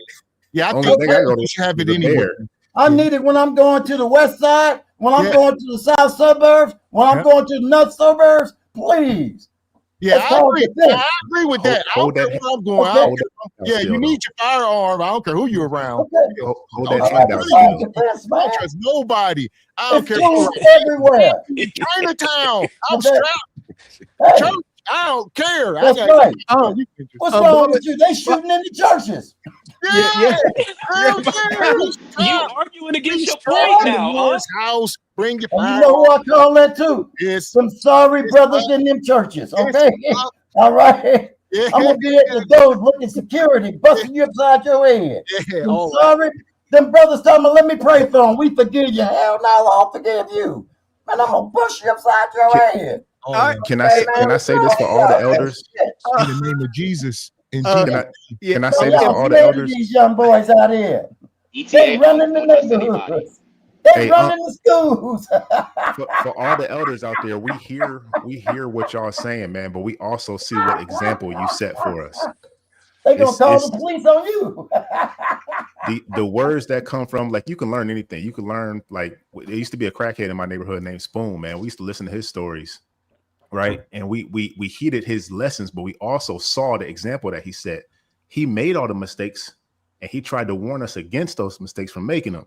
So the words he was telling us in the moment, there was validity to them, but we also saw the lifestyle that he lived, and that was also another lesson. So a lot of the older generation, I don't know you, Baba T. But I know. I'd have to see, just from what you've shown us today.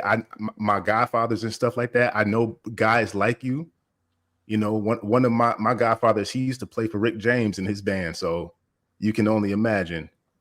I heard the lessons he told me, but I also saw the lifestyle that he lived. So you got to give us some grace in that. We hear you. We're listening to you. We understand the lessons that you're telling us. Grace. But you just stood up and brandished something to us and let us know that what you telling us ain't no grace. It's not all true. No. Because why you got that? Home. It's true. You are sitting in the comfort of your home and you got to be on it. Like, what? I could be outside talking to you. Always got my thing on me, man. That's What's what I'm wrong saying. with you? That's the point. The CCW and the FOI card. Are you crazy? I got some crackers coming toward me. I'm gonna pop his ass. What's wrong with y'all? Yeah. I'm more safe in my neighborhood than I'm out there with the white folks. I'm not saying you not right, and I'm It's telling you, because we who I hear am. what you're saying, but we also see what you're doing. If you say nothing's going on, then listen, what you it's prepared the old for? thing we say: reach one, teach three. If you cats are Always out stay there, prepared. I got you. Always reaching stay these prepared. I cats. got you. Okay, they are not lost, man. Huh? They're not lost. Malcolm said we can't be scared of our people, man. What's wrong with y'all? Bull crap. Oh, what's Hold wrong on. with you? Hold on, Let me get this in now. No, y'all scared. Y'all just some scared little dudes, man. Y'all scared, man. Y'all, you know why people died in this country for us to continue living? Some of y'all gonna have to die for us to continue living. What's going on, motherfuckers, man? Are y'all scared? You got to be scared, man. Oh, you got to be scared. Listen, y'all scared, man. All I hear on here is like, oh, these young boys, oh, these young boys, oh, these young boys, oh, these young boys. Listen. I'll say this. Man, Rest in y'all peace. scared. That's all I can say. Rest in peace. Listen. Y'all scared. What Malcolm say? It's Don't be all right. afraid. Y'all Don't should be be afraid. scared. Don't be afraid of your people. But listen, the same people took them out. All right. Same thing with Nipsey Hussle and everybody else. We don't be afraid and save them, but they will come delete you. Understand? Who killed Malcolm? And we keep saying yo Who people. killed Malcolm? People aren't. Who killed Malcolm? If we spirit, then why are we focusing on the color so much, Unc? You know why if we're not? so spiritual, let's focus on the heart of a man, No. what his That's external garbage. look like. That's garbage. Oh, now Because I'm speaking what you just said, Unc. what You did just the said we a Bible say? spiritual person. Didn't the Bible have 12 tribes? Each tribe was concerned with their own tribe, not going to other tribes. Yes, Okay? the tribe, But but that was a listen. war of flesh. That was the Old Testament. Now We we ain't are being talking brought about the into the Old spirit. Testament, man. I'm giving you an example of 12 tribes, just like us Where out they here. at? Where Okay. they at? Where the tribes No, at? So I can join them.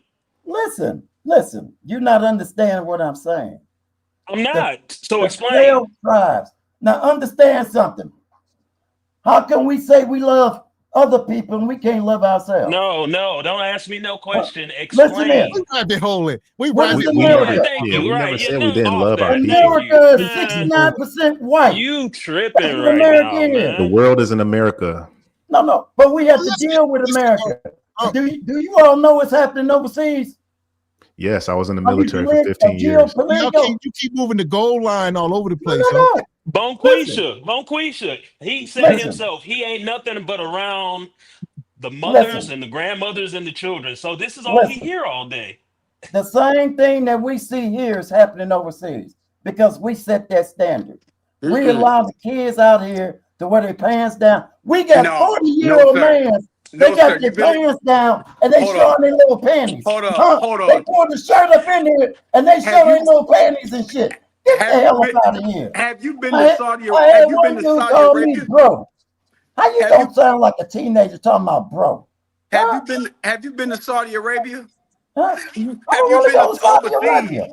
Saudi Arabia, racist as hell. Women ain't got no rights over there. What you talking about? Black folks ain't got no rights either. You ain't gonna see no black people in Saudi Arabia. Melanin people. They are slaves. They're over there. There's a lot of blacks in Saudi Arabia. They actually thrive better. People. They actually thrive better because their women have their mouths shut. Okay. I ain't thinking about their women. No. We have our women. I ain't thinking about Saudi Arabia. When our women, I ain't no damn Muslim. What the hell I think about Saudi Arabia for? But you brought overseas into the conversation. So what happens overseas when you talk about overseas, their customs are when we take our women over there, our women gotta dress up and they gotta keep their mouth shut.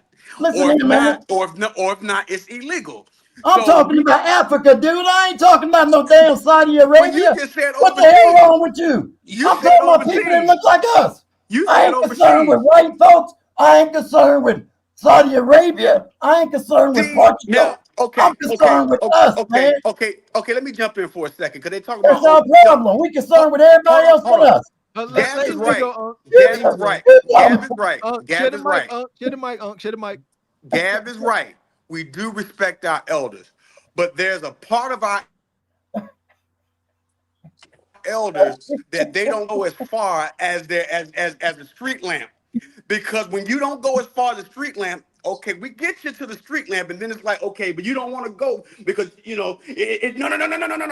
So what I'm saying is our older generation kind of need to look a little bit further. If you really want these young people to really hit everything you saying, you can't stop us at 2.5 miles when I need you to go 30. Oh no, You brother. follow what I'm saying? No, you deal with your people, man. What's wrong with y'all? That's why we fucked up. But again, We our always people want to are love everybody else.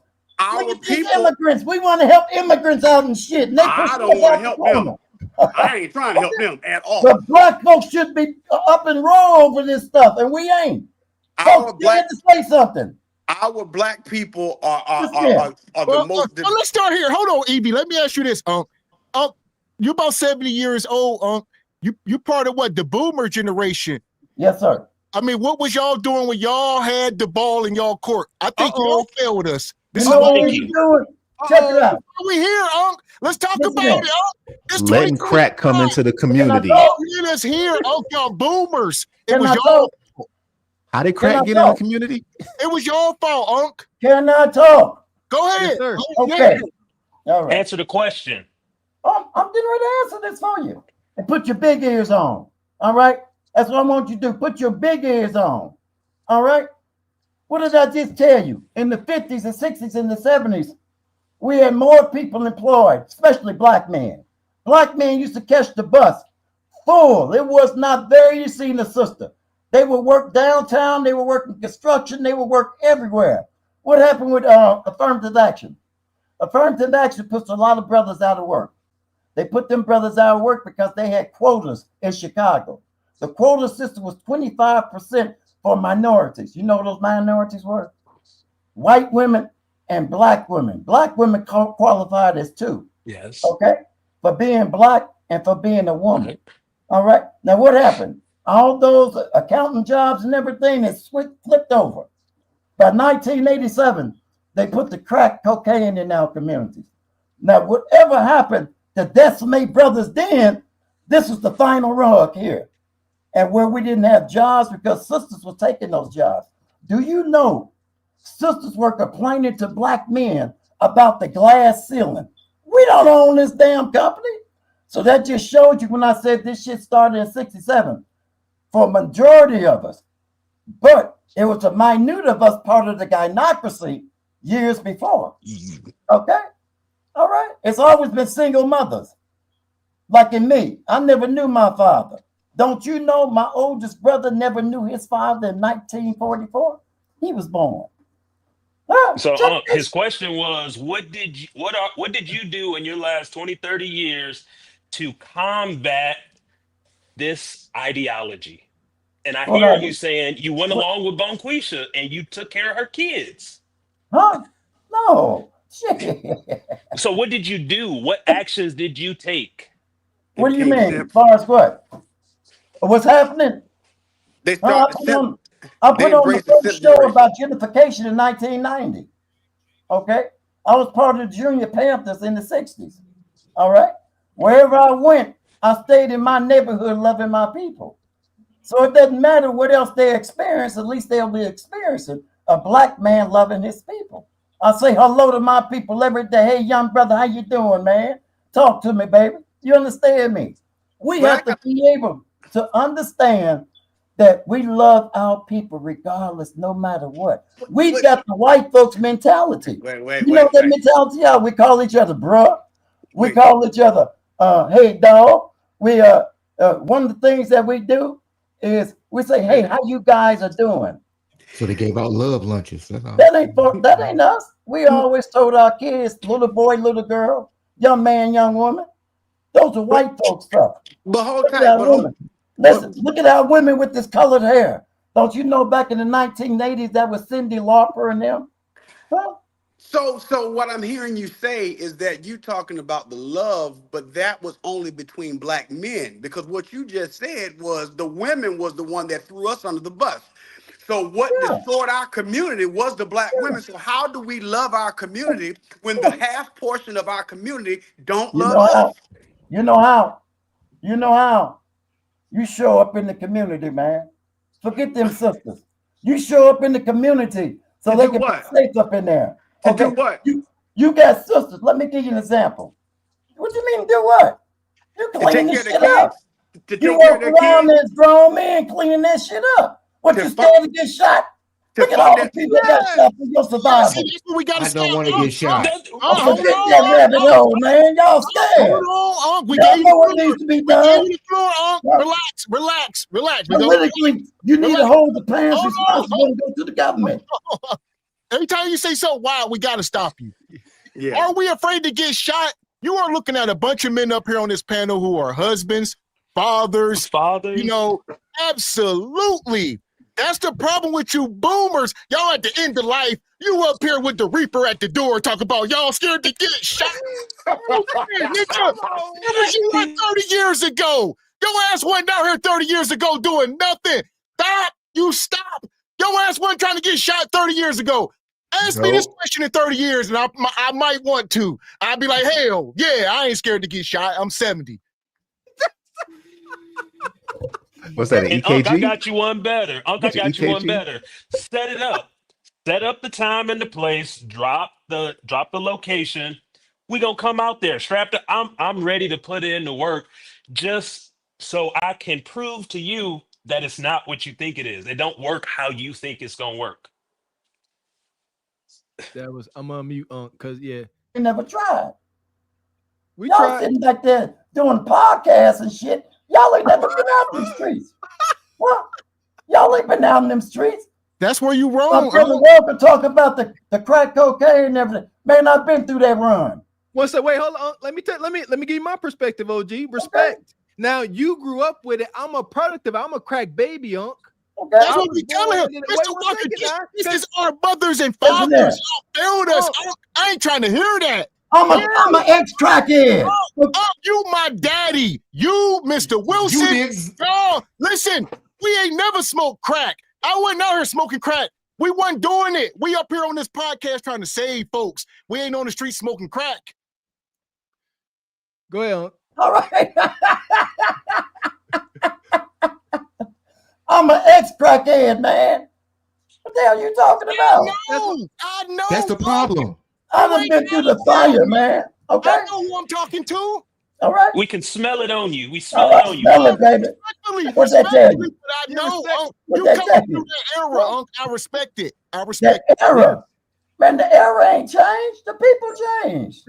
See, Unc, you come from that era. We are of that era. When y'all was having babies and y'all went about y'all day, we were spawned in these crack houses on the floor. That's right. That's right. what I said. And what you do when you get old? I used to shut down crack houses. Okay. What y'all do when you get old? You know, I'm gonna tell you.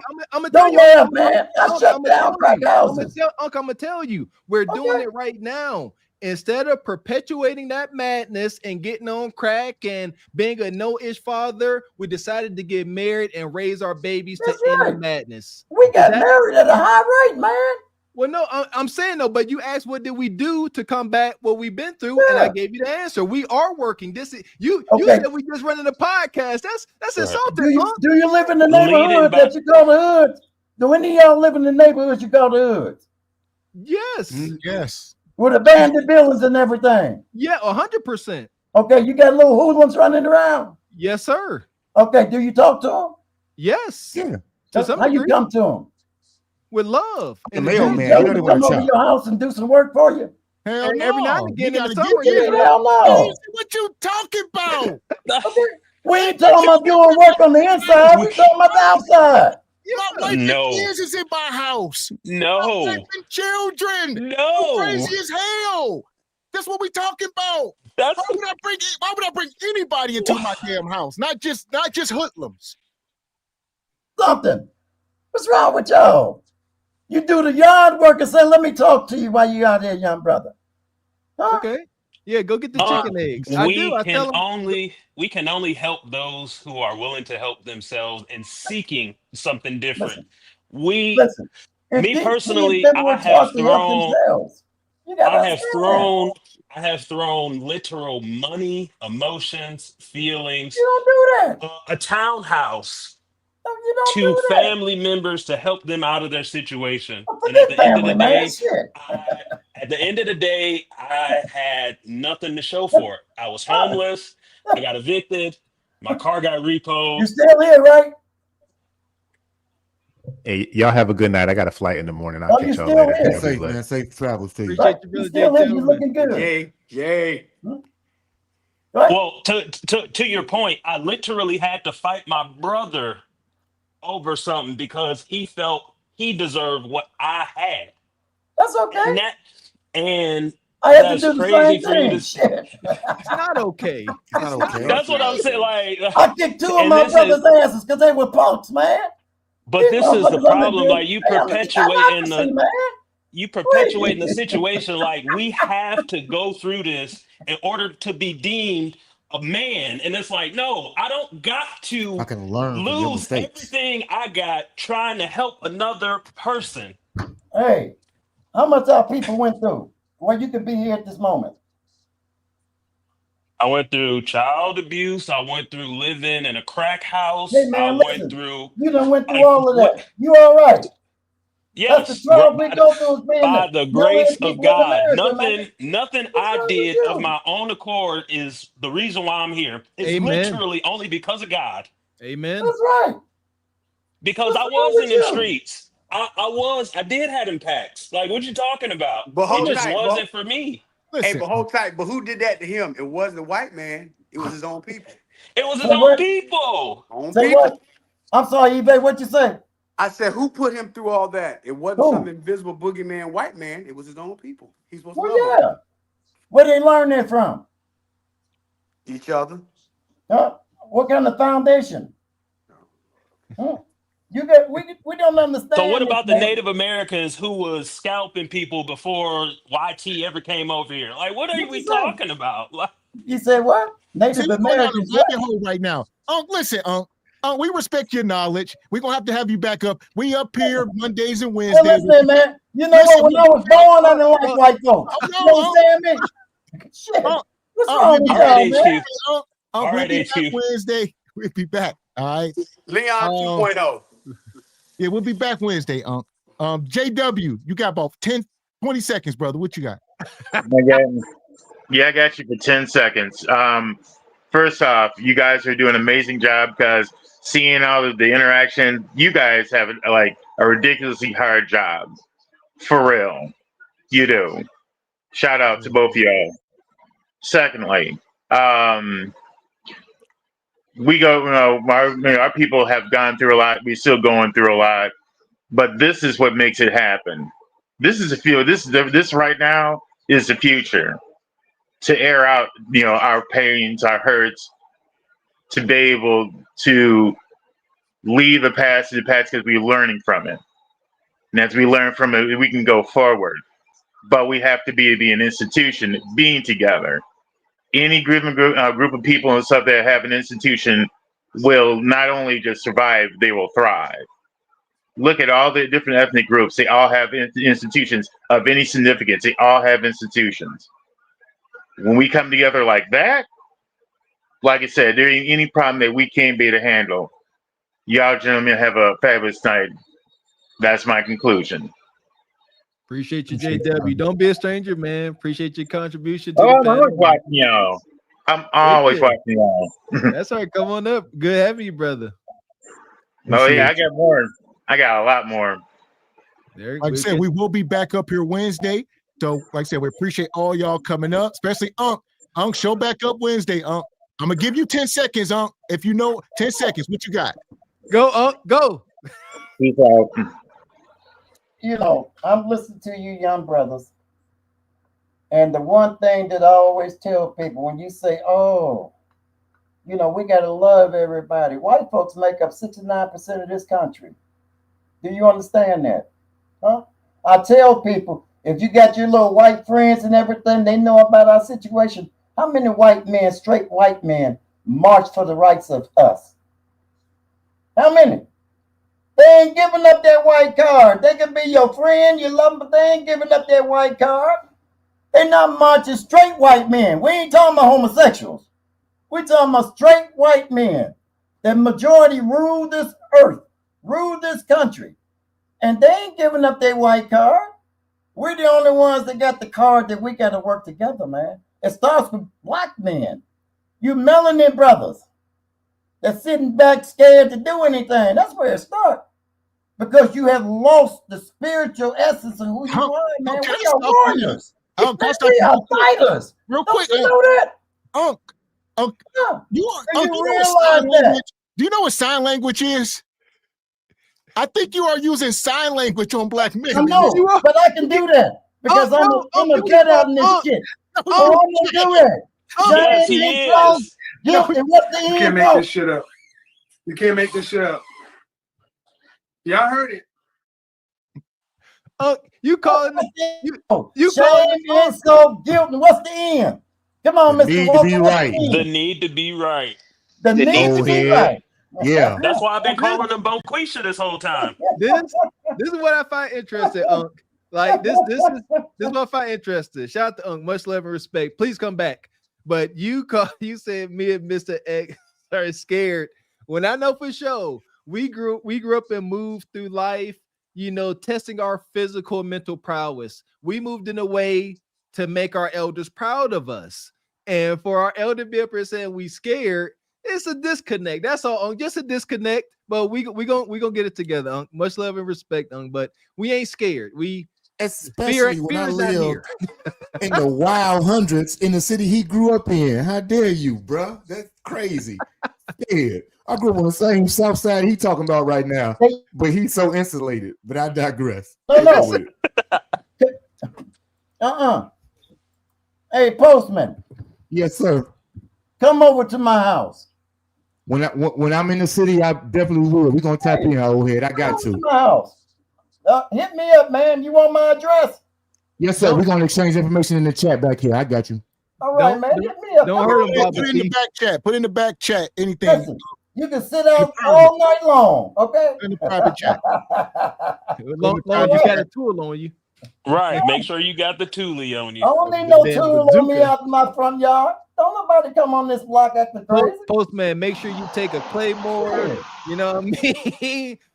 Listen, man, I'm covered by the Most High. What's wrong with y'all? Protect yourself. God, right? You all believe in the Most High, right? Hey, yes. Listen here. You ain't taking us down another rabbit hole. Like I said, we'll be back. Man, I'll take you in a spiritual rabbit hole. Yeah. Okay? Once your spirit is right, you get right. Yeah. Listen, that's what Bonquisha called her kudakata, a spiritual rabbit hole. Yeah. Listen, nonetheless, we appreciate y'all. Divine, what you got, brother? I'll make it short though. All I'm gonna say is build who want to build with someone who wants to build with you. Do not focus on what Bonquisha does. Bonquisha or Pookie, they don't account for all of us. Just focus on our good people. Amen. That's it. That's what we learned in Divine. We got to focus the vast majority of our energy on our circle, on our group, people that think alike. The other energy is it's a waste. I agree, brother. And I would say, check the private chat, dear. Appreciate you, Uncle Tall. Says, I'm Chicago too. Nah, Unc on some BS. Respectfully. Appreciate you, Sean Miller. Said, instead of order 66, Unc said, I'm order 74, mother sucker. Appreciate you, Uncle Tall. Says, this is truth over lies. Uncle Baba T can't just say whatever he wants without reproach. We had a conversation, Unc. We good. Appreciate you, Project Leroy. You've been loving it. Yeah, Baba T, keep cooking. Let him know not to be Project Leroy. You need to come up on the panel. You always talking. Bring your butt up here, man. Appreciate you, Itchy Bond. Here you go with your madness. Patriarchal Paragon Panacea preaching prophetic phrases properly. Scalping was taught by the French to the natives. I don't even know what the hell you just said. Appreciate you, Uncle Tall. Says in the words of Pops on Friday, that's your ass, Mr. Postman. Here we go. Shout out to Unc. Like I said, we're gonna have to get Unc back up here. Maybe we'll get the old heads. It'll be the old heads versus the young cats. We'll get you and Leon, Mr. Wilson, maybe one more person. We'll have to find somebody else. Maybe Q. Where you at, brother Q? Come save him, Q. There and you then go. y'all versus the young. We're gonna need about 6 of us versus 4 of y'all. George, George got to come. Divine. We need more. They much more smarter. Yeah, the Three George, Stooges, the Three Stooges, the three old Stooges versus the Young Bucks. we can't call OG Street Stew. We can't call them Stooges. See that? We respect our elders, Brothers. OG. But we need LG. We need a little respect in return. That's all. Just a little bit. We respect you for sure. Just a little bit. We ain't scared, we take offense to that. He said we scared. Mr. Wilson said we don't know nothing. No, I'm giving you some history, man. Amen. All right, how this shit came about. That's all. That's all I'm telling you, man. That's all. I done seen the whole thing. I was telling people about this 20, 30 years ago. I told you I did the first gentrification show on TV in 1990. Okay, with black old people losing their stuff. So, yeah. Respect, huh? And I don't mess with what's his name, Mr. Wilson. Them. I don't deal with religion. Religion tells you to do certain stuff, and they don't even do it. Okay, well here we go. Next time you up here, we're gonna have an open debate. Where you at, Mr. Wilson? All right, Mr. Wilson, we got an open debate. I'm here for it. You pick and choose what fits your cowardly nature in religion. Tell them. I You like a Hebrew Israelite? Huh? You pick and choose what fits your cowardly nature. Don't hide, Mr. Wilson. Mr. Wilson, where you at? You a lie, and the truth ain't in you. Oh man, listen. You pick and choose what fits you, man. That's what religion is. Of Rumbles. That's a battle. Mr. Wilson and Baba T.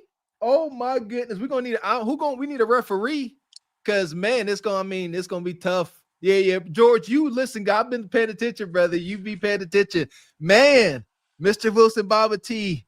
Religion versus what? Y'all both OG Relationship. Yeah, reality is according to Baba T.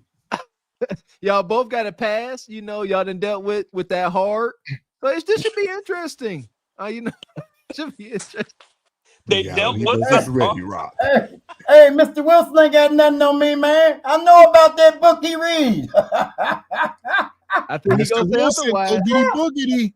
Maybe that'd be like a Halloween special But or the something. bad thing is, he don't know nothing about no other stuff. He just know that book. I think you're right, OG. That's it. I think Remember, you got something. spirituality is a lot longer than religion. He can match Leon. No, he can match Leon's energy. Though. I give Uncle a lot of credit. He can match Leon King's energy. Spirituality versus religion. We're here for it. Maybe we'll give y'all about 45 minutes to hash it out. So we'll see.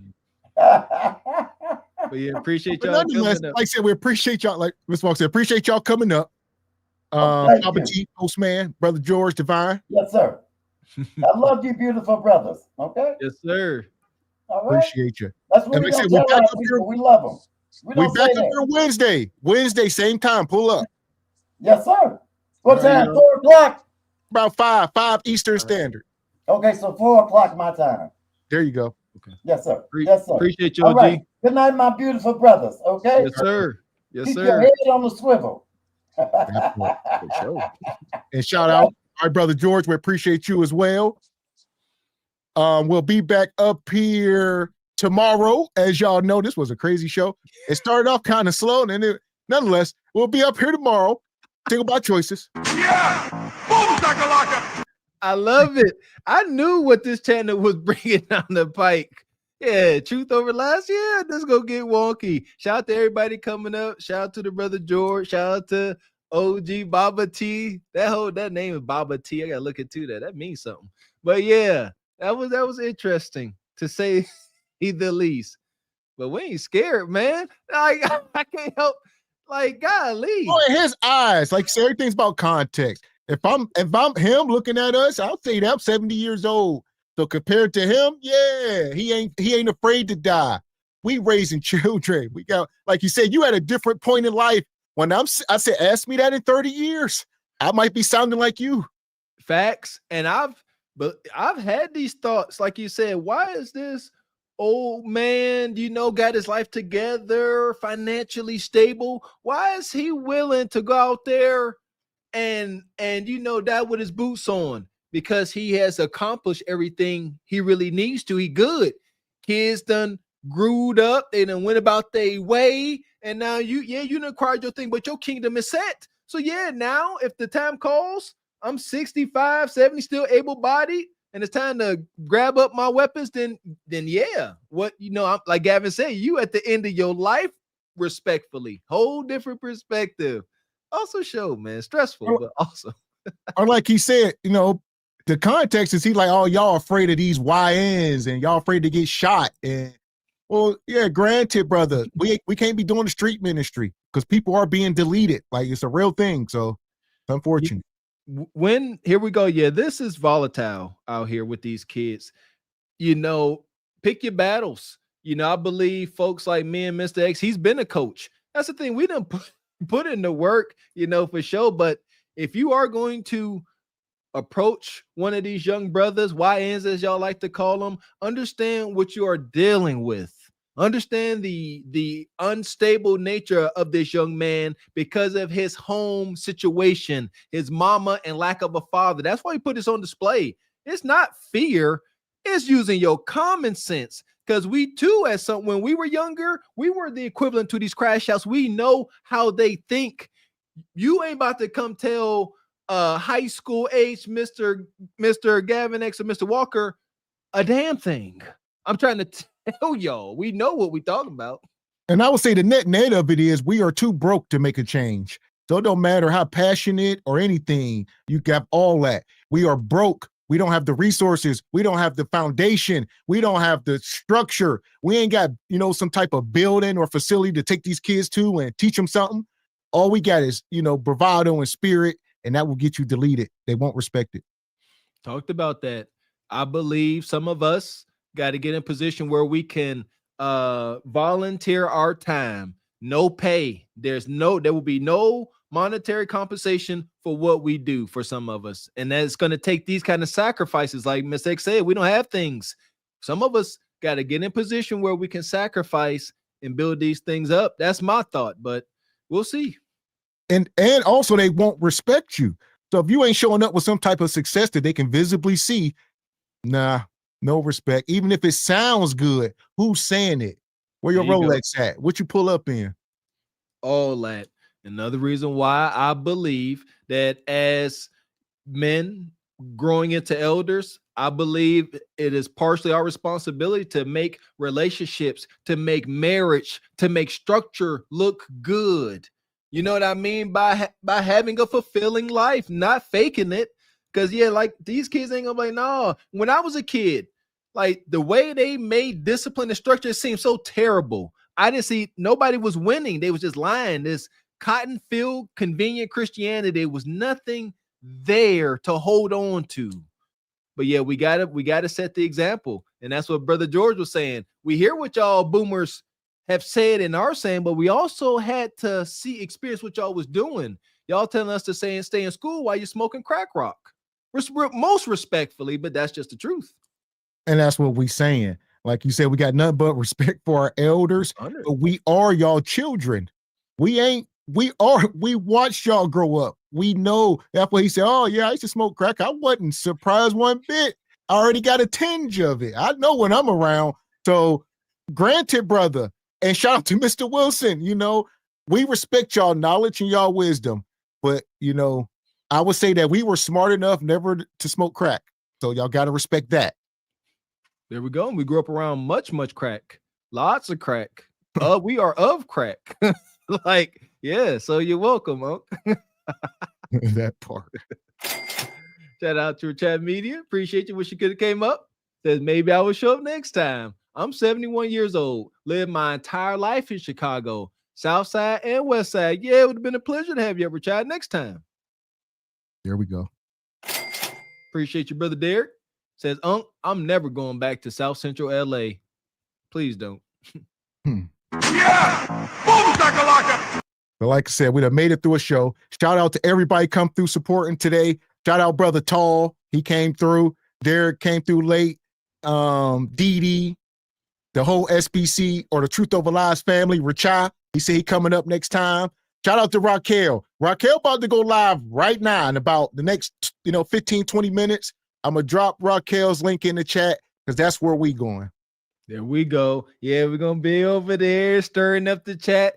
Be there, be square. We all heading over. Shout out to all the Rosebuds and Rose Thorns. I expect to see y'all over there. That part. So that's her link in the chat there. Make sure y'all go over and subscribe to Raquel. Like I said, she's about to go live here this evening. There you go, Raquel's go up there. Yeah, this was a little crazy, but here we are. That's all right. We bringing this energy right on over there, sister. So here we go. Make sure y'all click that link and go over and subscribe. We'll be back up here tomorrow night, 8 p.m. Eastern Standard for Single by Choices. We back. The 35-day marathon continues. Be here tomorrow for day 20, you jive chickens. So until then, I am Gavin X. I am Mr. Walker. And we are Carpet for the Horse Productions. A good afternoon.